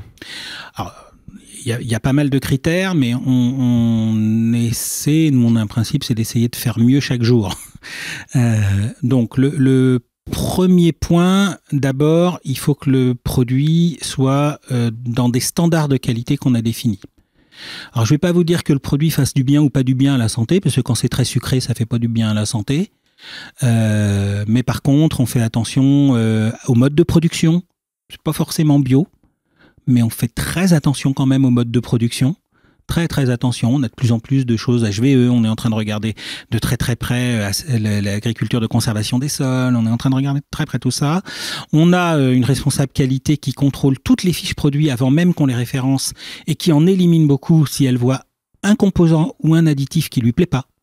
Et elle en a une liste longue comme mes deux bras de choses qui lui plaisent pas, elle est très exigeante, donc ça c'est éliminé d'emblée. Le produit passe même pas la barre du prix. On commence par la fiche produit. S'il y a un élément dedans qui lui plaît pas, ça dégage. On prend pas. Et puis après, on a une priorité aux produits nationaux. On veut absolument maximiser nos approvisionnements à partir du territoire français.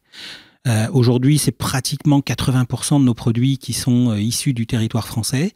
Alors pas toujours avec que des matières françaises.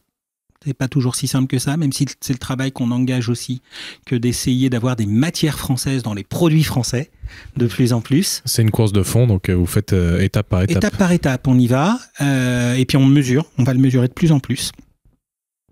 Mais c'est vraiment un engagement, on considère que... Alors il y a ce qu'on a dit tout à l'heure sur la logique de distance parcourue par le produit, on a la logique d'impact écologique, mais ça c'est une des données et on peut pas se contenter de ça. Sinon, on mange plus d'oranges, on mange plus de bananes, on mange plus d'amandes, on mange plus de noix de cajou. J'ai le regret de dire que pour l'instant, on mange plus d'abricots secs ou de raisins secs. On mange plus de dattes. Je dirais même que pour toute une partie de l'année, on mange pas bio. C'est regrettable, mais c'est comme ça. Il n'y a pas en France la production suffisante pour la demande de bio. Donc on voit bien que c'est beaucoup plus compliqué que de simplement faire des arbitrages. En revanche, on veut qu'il y ait un maximum de produits français pour des raisons sociales. Pour des raisons sociales. On a des clients qui vivent en travaillant, et donc il faut du travail. Et pour qu'il y ait du travail, il faut que ce qu'on produise, on le produise en France, au maximum, si c'est cohérent avec le terroir et avec le climat, évidemment. Si c'est pas cohérent, c'est autre chose. Moi, je suis pas pressé. Alors, on vend des noix de cajou et c'est formidable, elles sont très bonnes, mais je suis pas pressé d'avoir des noix de cajou françaises. Quand on aura des noix de cajou françaises, c'est qu'on aura un climat qui permet de faire des noix de cajou en France. Si je pouvais être mort avant, ça m'arrange. Voilà. Donc ça fait partie de nos sélections. Et puis après, il y a un critère très important, l'accessibilité tarifaire. Si on veut, on l'a dit tout à l'heure, écologie de masse, et pour passer sur cette écologie de masse, il faut que ça soit accessible au plus grand nombre, que l'argent ne soit pas un frein. Et si on veut que l'argent ne soit pas un frein, eh ben, il faut que les produits soient accessibles en prix en rémunérant dignement tout le monde. Si on ne doit pas rémunérer dignement tout le monde, c'est que le prix est pas bon. Il faut aussi bien regarder ça. Acheter moins cher pour acheter moins cher, c'est stupide. C'est profondément stupide. Donc on doit rémunérer dignement tout le monde. Mais en rémunérant dignement tout le monde, on doit amener des produits accessibles en prix. Et à partir du moment où ils sont accessibles en prix, puis ils ont franchi toutes les autres étapes, les étapes de qualité, les étapes de production, les étapes de localisation, alors le produit a sa place dans l'offre. Donc production locale au maximum ou sinon nationale. Ouais. Ensuite, il y a aussi d'autres arguments, c'est le produit de qualité, vous nous en avez parlé, et fabrication durable et respectueuse de l'environnement, et accessible en prix pour tout le monde.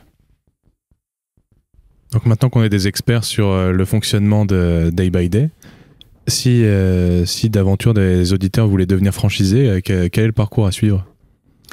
Alors d'abord, qui doit-on être pour être franchisé Day by Day? Il n'y a pas de profil particulier. On peut être un garçon, on peut être une fille, on peut être jeune, on peut être plus âgé, on peut avoir fait tous les métiers du monde avant. Il n'y a vraiment pas de profil type. En revanche, il faut des qualités personnelles qui sont très précises. Il faut être courageux, il faut être rigoureux et il faut être généreux. Pourquoi il faut être courageux ? Il faut être courageux parce que quand on est franchisé Day by Day, on se lance dans un commerce et on se lance dans une entreprise qui est une entreprise personnelle qu'on va développer. Et comme toute entreprise, et le commerce peut-être parfois encore plus, ça demande énormément d'investissement personnel. C'est beaucoup de travail, c'est beaucoup de temps, c'est beaucoup de manipulation, c'est beaucoup d'énergie. Il faut être prêt probablement les premières années à travailler 50 heures par semaine. Il faut être prêt à être tout le temps debout. Il faut être prêt à manipuler tout le temps. Il faut être prêt à se lever tôt. Il faut être prêt parfois à coucher tard. Il faut être prêt à retravailler de temps en temps le dimanche pour faire sa compta. Bref, il faut être entrepreneur et ça demande beaucoup de courage. Oui, c'est ce que j'allais dire. C'est le quotidien d'un entrepreneur. Exactement, mais on ne perçoit pas toujours lorsqu'on voit un commerçant qu'il y a aussi tout ça derrière comme une entreprise. Faut être rigoureux. Faut être rigoureux parce qu'on a un métier de centime. Vous avez de temps en temps, et tant mieux d'ailleurs, c'est fait pour ça, quelqu'un qui vient vous acheter 33 centimes de lentilles. 33 centimes de lentilles, si vous avez mal géré, qu'il en a fait tomber un peu à côté, que vous-même vous en avez gâché, que vous n'avez pas bien pris le bon paquet, que vous les avez mal pesés, quand vous avez fini de les vendre, vous avez perdu de l'argent. Donc il faut être extrêmement rigoureux dans tout ce qu'on fait. Et puis il faut être généreux. Alors pas que généreux au sens d'argent, il faut être généreux de soi-même. Il faut être généreux parce que vous allez rencontrer toute la journée des gens qui n'ont pas votre niveau de connaissance du vrac, qui n'ont pas votre niveau de connaissance du produit, qui n'ont pas forcément le temps, qui ont plein de préoccupations dans leur vie. Et avec eux, il va falloir être accueillant, sympathique, informatif, partageur, accompagnateur, à l'ouverture du matin, comme 3 minutes avant la fermeture du soir, le premier jour de la semaine comme le dernier jour de la semaine.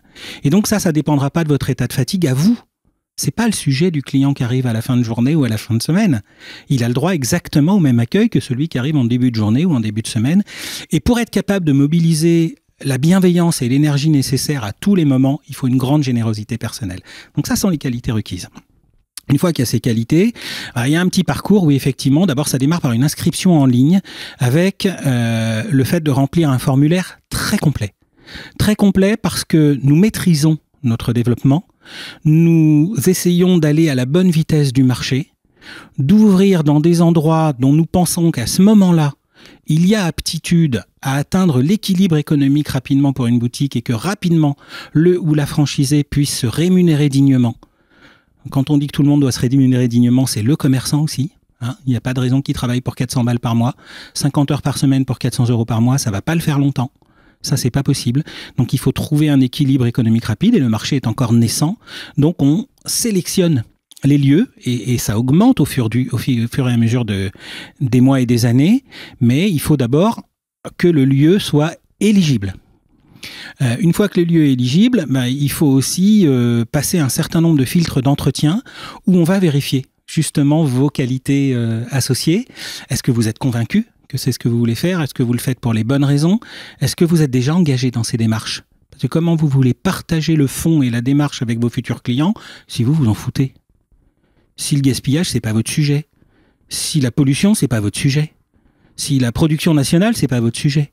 Comment vous voulez partager ça demain avec vos clients? Ça va pas fonctionner longtemps. Donc, on vérifie vos motivations. Donc, il y a des entretiens. Donc, je postule en ligne. Une fois que j'ai postulé en ligne, si je suis éligible, et notamment géographiquement, il y a des entretiens. Et derrière ces entretiens, si tout ça s'est bien passé, il va y avoir une première immersion dans un point de vente existant qui va durer 2 jours, au cours de laquelle vous allez vérifier que ce que vous en pensiez se confirme. Parce que entre jouer à la marchande et vivre la vie de marchande, c'est pas la même chose. Donc, vie ma vie pendant 2 jours, ça marche. Et ça permet de se rendre compte pour certains que oui, c'est tout à fait ce qu'on veut faire. Et pour d'autres que non, on n'avait pas envisagé toutes les contraintes, toutes les difficultés et tous les plaisirs. Et puis nous, on va vérifier aussi que ce qu'on s'est dit pendant les entretiens se vérifie en faisant, puisque, et il y a une grille très transparente qui est présentée à l'avance, le franchisé qui reçoit un postulant en immersion a un compte rendu à faire, assez précis d'un certain nombre à mesurer. Si tout ça se passe bien, une fois l'immersion validée, eh bien vous allez partir à la recherche de votre local et là sur un certain nombre de critères là aussi qu'on vous a définis à l'avance d'évaluation du local qui vous permettent de pas tomber dans des pièges en fait. Pas tomber dans des pièges d'emplacement, pas tomber dans des pièges de coûts, pas tomber dans des pièges de travaux, pas tomber dans les pièges.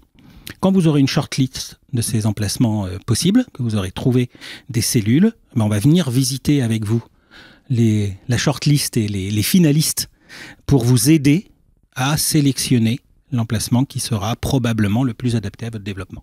Donc il faut, entre le moment où on postule et le moment où on ouvre, nous on dit qu'il faut souvent 9 mois. C'est un bébé. D'accord. Ça surprendra personne.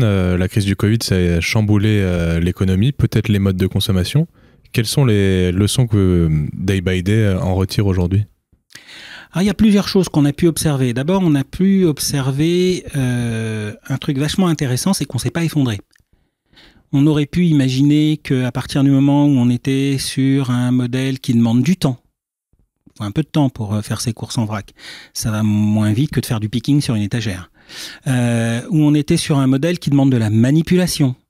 À partir du moment où on était aussi dans des emplacements de ce gros centre urbain et la dynamique dans les gros centres urbains a pris quand même des grosses claques pendant toutes les périodes de confinement parce que les gens sont restés chez eux, voire ont migré vers les provinces pendant un temps donné. Et le modèle s'est pas effondré. Donc ça nous a démontré d'abord que notre modèle était solide et qu'il était pérenne. Et il y aurait pu aussi y avoir la peur des gens que c'était pas des produits suremballés justement, donc peut-être transmission du Covid. Exactement, ce côté je touche. Or, on touche jamais le produit en fait. Ils sont vite aperçus, et les clients le savaient, qu'on touche jamais le produit. Dans le vrac moderne, on n'est pas dans cette logique dont je parlais tout à l'heure, de l'appel qu'on va plonger dans le fond du sac et où tout le monde finalement il met tout et n'importe quoi.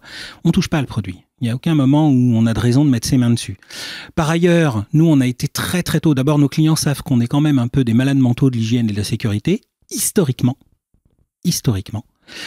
Et on a été très tôt, même déjà quelques jours avant le premier confinement, à renforcer les désinfections, à demander à tout le monde de se désinfecter les mains. Aujourd'hui, vous rentrez pas dans un Day by Day sans vous désinfecter les mains, encore aujourd'hui. Alors bien sûr, tout le monde a du gel à l'entrée des portes. Nous, il y a du gel, mais en plus, on regarde et on demande de se désinfecter les mains. On fait remettre les masques, et j'en discutais hier encore avec Nathalie de Versailles, qui nous racontait qu'il n'y a pas très longtemps, elle a demandé à un monsieur de sortir parce qu'il ne voulait pas mettre le masque. Et il est sorti. Voilà, c'est pas compliqué. Donc nos clients ont eu confiance dans ce qu'on pouvait proposer. Ils se sont rendus compte qu'à partir du moment où on prend les précautions, le vrac, c'est pas plus compliqué, pas plus dangereux que le préemballé. Et en cette circonstance particulière. Donc ça, c'est le premier enseignement. Le deuxième enseignement, plus général, c'est que le commerce, ça dépend des mouvements de population. On l'a dit tout à l'heure, amener les produits auprès des gens, amener les gens auprès des produits. Quand les populations sont plus là, forcément, la dynamique commerciale diminue un peu.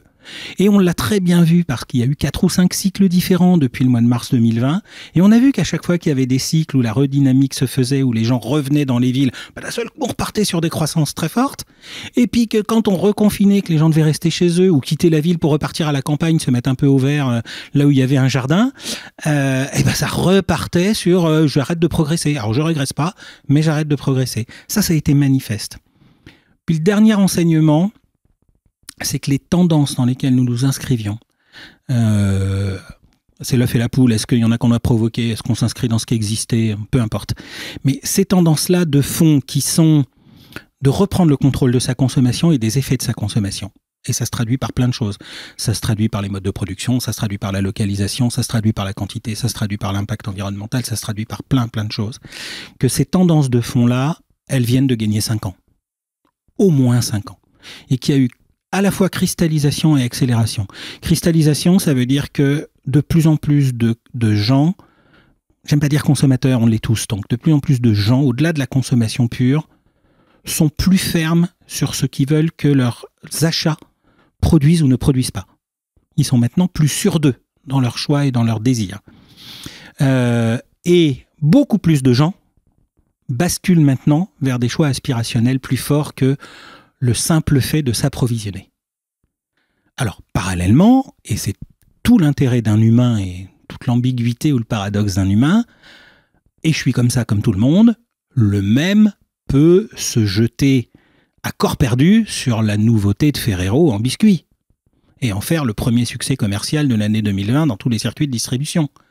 Mais le même va aussi se dire que quand il n'est pas dans ce plaisir débridé et sans calcul, il va faire vachement attention à ce qu'il achète comme riz, en fait. Et c'est le même client, et c'est ça qui est intéressant. Il y a eu d'autres pratiques qui ont connu une accélération, c'est le click and collect et le drive dans les magasins. Est-ce que le vrac a sa place dans ces deux pratiques ? Le vrac a vocation à exister dans toutes les pratiques du quotidien de tous les consommateurs, puisque son rôle est par définition une bonne cause. C'est Prévert, hein. Qu'est-ce que ça peut faire que je sois de mauvaise foi si c'est pour la bonne cause, et qu'est-ce que ça peut faire que je sois de bonne foi si c'est pour une mauvaise cause ? Le vrac est une bonne cause. Réduire le gaspillage, réduire les déchets d'emballage. Maintenant, il ne peut pas, en tant que vrac, exister aujourd'hui complètement dans le click and collect. On peut travailler sur la consigne, c'est-à-dire qu'on peut aujourd'hui, et ça commence à exister, faire du click and collect de quantité prédéfinie mis dans des contenants. Donc on parle bien de quantité prédéfinie, on est bien dans du prédosé. Mis dans des contenants consignés et donc réutilisables et réemployables cycliquement un certain nombre de fois par le commerçant, l'émetteur, la marque. Ça commence à exister et ça va se développer de plus en plus, mais ça travaille sur le pilier emballage du vrac. En revanche, aujourd'hui, faire du vrai vrac quantité à la demande en ligne, c'est-à-dire que vous passez par mon site internet, vous me demandez 177 grammes de lentilles. Je vous sers 177 grammes de lentilles qui d'un coup deviennent du pré-emballé. Donc je dois non seulement fournir le contenant, mais je dois les étiqueter, je dois les tracer, je dois les peser au gramme près. Je vous fais donc un costume sur mesure, mais vous ne voudrez pas les payer 750 le kilo si elles valent 3. Vous voudrez les payer 3 € le kilo. Il n'y a pas de raison que dans votre alimentation quotidienne, vous doubliez ou vous tripliez le prix simplement parce qu'on vous a fait du sur-mesure. Ça ne marche pas comme ça, la vraie vie. Donc, il n'y a pas de modèle économique aujourd'hui sur la quantité à la demande de PGC. Il y a des produits qui peuvent le porter, mais pas les PGC. Il n'y a pas de modèle économique permettant de faire du vrac en ligne. Ça viendra. Ça viendra parce que le vrac doit investir tous les modes de consommation, tous les modes d'achat à tous les moments. Mais ça demandera de la mécanisation. Et aujourd'hui, on n'a rien pour le faire. Je voulais conclure cet échange sur une question. C'est aujourd'hui, c'est très facile pour la plupart des gens d'identifier les GMS, donc les grandes et moyennes surfaces, les supermarchés en somme, comme les grands méchants. Mais est-ce qu'ils ne seraient pas d'énormes leviers pour être moteur du changement de notre consommation ? Je crois que si on se fixe comme objectif que les impacts négatifs de la consommation doivent être gommés vite, il faut changer ce regard sur la grande distribution, ce qu'on appelle la grande distribution, qui elle-même a beaucoup changé, qui elle-même est en train de changer de regard sur elle-même. Et il faut considérer qu'ils sont le levier accélérateur indispensable pour massifier très vite les meilleures pratiques. Le levier accélérateur indispensable. On l'a dit tout à l'heure, quand vous avez un nombre d'acteurs restreint qui se compte sur les doigts d'une main, qui approvisionnent, qui nourrissent 72% de la consommation quotidienne d'un pays, ce sont eux la clé pour changer. C'est par eux que ça passe sur un délai court. Si on a 2 siècles devant nous, je vais vous dire, on peut s'en passer. On n'a pas 2 siècles, on a 10 ans. Donc en 10 ans, on ne peut pas éliminer d'un coup les grandes surfaces et passer que à du commerce de proximité. On ne peut pas et on ne doit pas, parce qu'en plus, il y a des tas d'endroits dans le territoire où c'est le seul moyen de s'approvisionner. Et donc le développement d'alternatives ne pourra pas se faire dans un délai court. Et puis en plus, vous avez des tas d'intervenants dans la grande distribution à tous les niveaux qui aujourd'hui veulent que ça change, veulent devenir un des organes du mieux consommé, du consommé à faible impact. Ils le souhaitent dans les directions générales, ils le souhaitent sur le terrain. Vous avez des tas d'adhérents aujourd'hui propriétaires de supermarchés ou d'hypermarchés dans les différentes chaînes qui nous régulièrement nous contactent en disant je transformerais bien mon magasin pour faire un truc comme le vôtre. Et moi, un modèle économique à 2500 mètres carrés de vrac, aujourd'hui, je ne sais pas faire. Donc on les fait attendre, on essaie de comprendre, de réfléchir avec eux, de leur donner des clés, de partager des trucs. Mais ils sont volontaires pour changer.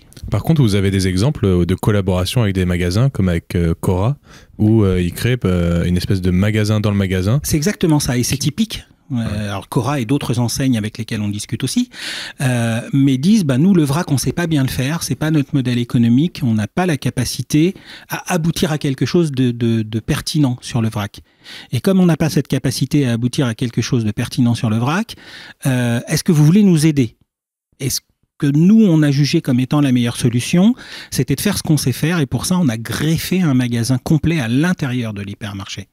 Parce que finalement, qu'on le fasse à l'intérieur de l'hypermarché, dans une rue, dans une galerie marchande, ça, on sait faire. On sait faire poser une offre large, on sait faire l'accompagnement et la réception client, on sait gérer la relation quotidienne, on sait gérer la traçabilité, on sait maîtriser le prix, on sait maîtriser le service. Donc comme on sait le faire, on a pu le greffer dans l'hypermarché. Et c'était une originalité parce que des shop-in-shop sur du non-alimentaire, il y en a eu un certain nombre et ça se développe dans l'hypermarché. Une part des hypermarchés ont vocation à devenir des multispécialistes, mais dans l'alimentaire, cœur du business, et dans les PGC, cœur du business de l'hyper ou du supermarché, c'était évidemment quelque chose d'une évolution très importante. Donc c'est un risque qu'ils prennent. C'est un risque qu'ils prennent que de laisser quelqu'un d'autre traiter le cœur de leur métier et de leur business. Donc on voit bien qu'il y a cette volonté d'évoluer. Maintenant, on va passer à la partie du podcast traditionnelle. Donc, est-ce que vous auriez un message pour les jeunes qui veulent se lancer ? Oui, je crois que les générations qui nous suivent ont devant elles un champ exploratoire formidable pour faire des chouettes trucs.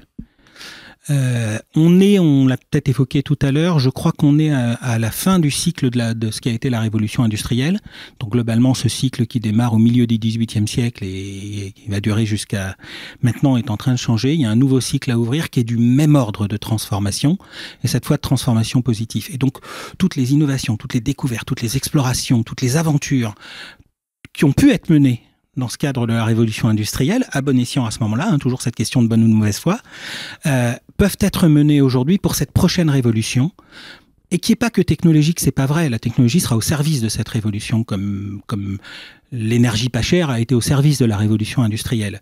Mais cette révolution qui est en cours, ce nouveau cycle qui est en cours, est justement le cycle de la durabilité, de l'équilibre, de la pérennité. Alors avec une phase déstabilisante, en ce moment on est sur des années un peu, y compris d'ailleurs sur le plan des relations internationales, on voit bien qu'on est sur des années un peu instables, un peu complexes, mais c'est rien, c'est un passage. C'est qu'est-ce qu'on va faire de ça? Et les jeunes ont devant eux un champ exploratoire extraordinaire. L'horizon est bien moins bouché qu'il ne pouvait l'être au début des années 80. Oui, c'était pas mieux avant finalement.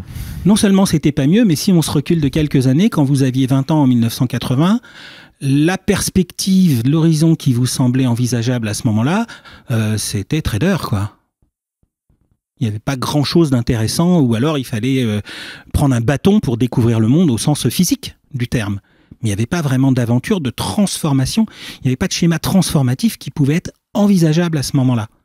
Il y avait, je m'inscris dans un domaine d'activité, puis j'essaie de faire un peu de nouveauté, ce qu'on appelait de l'innovation, qui n'en était pas vraiment. Il ne se passait pas grand-chose. En tout cas, sociétalement et globalement, on ne voyait pas de modèle nouveau à proposer. Là, aujourd'hui, il faut tout reconstruire. Il faut proposer un autre cycle. Donc, c'est un horizon d'action, de construction, de propositions positives extraordinaire.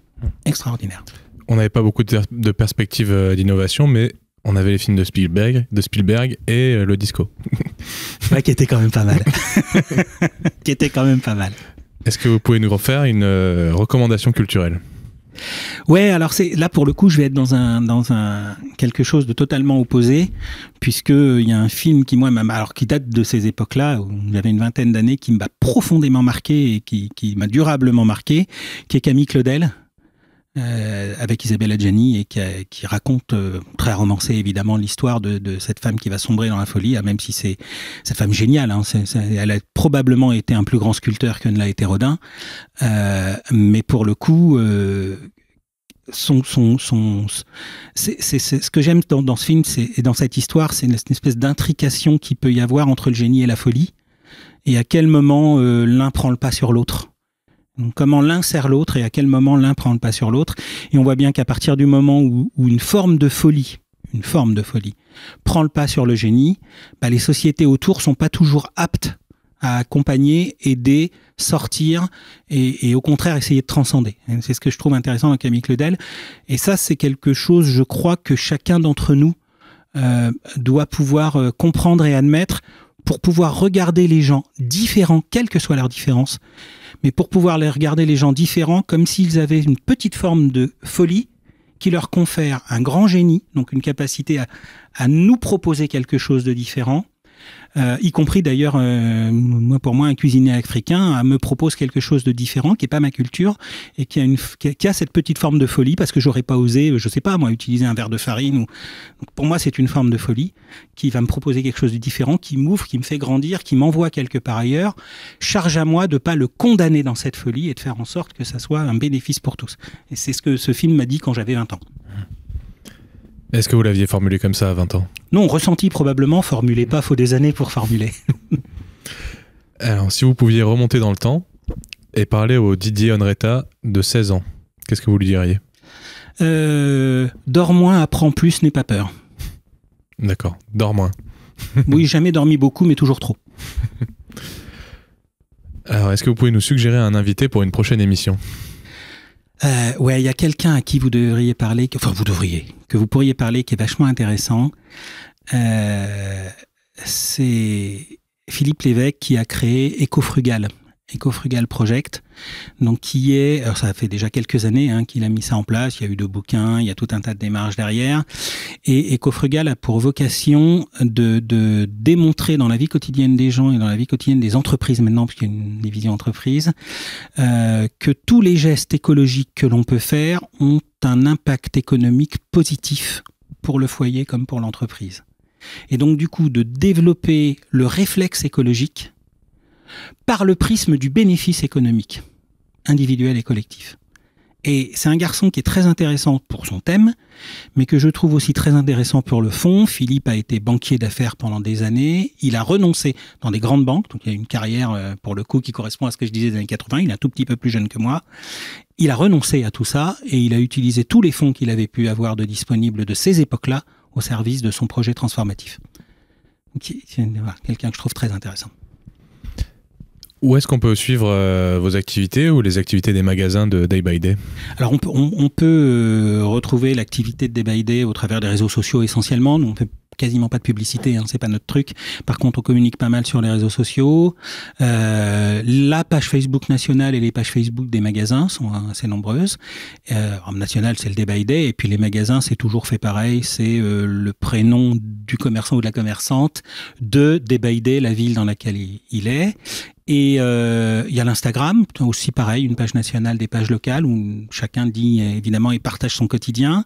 Et puis il y a une chaîne YouTube de Day by Day sur lequel on va retrouver pas mal de vidéos sur à la fois le vrac dans son ensemble, le marché, nos différentes approches, nos savoir-faire, des recettes, on parle beaucoup des produits, on présente des fournisseurs, on va sur les exploitations et on commence à bien nourrir tout ça pour que les gens qui souhaitent en savoir plus sur ce qu'on fait et comment on le fait et qui le fait avec nous puissent avoir disponible tout le temps un maximum de support et d'informations.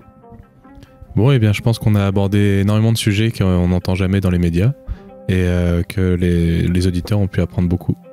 Merci beaucoup, merci d'être venu nous rencontrer jusqu'ici. Merci à vous, Didier Onreta. Avec plaisir. Et voilà, cet épisode de Poids Plume est déjà terminé. Merci d'avoir écouté jusqu'à la fin et bravo. Dans le prochain épisode, nous serons avec Bastien Beaufort, dirigeant de Guayapi, entreprise spécialisée dans le commerce équitable de matières premières d'exception avec l'Amazonie. Bastien est également docteur en géographie et spécialiste du peuple Sataré-Maoué du Brésil, auprès duquel Guayapi se fournit en guarana, plante mythique et mystique, dynamisant physique et cérébral. En attendant, je vous invite à nous suivre sur nos comptes Instagram, oiseau.bondissant et Poids Plume Podcast. Si cet épisode vous a plu, faites-nous un cadeau et partagez-le à 5 personnes autour de vous, ça nous motivera vraiment à vous en proposer davantage. Si vous êtes utilisateur de Apple Podcast, n'hésitez pas à nous mettre 5 étoiles et un gentil commentaire et à vous abonner sur votre plateforme d'écoute préférée. À bientôt!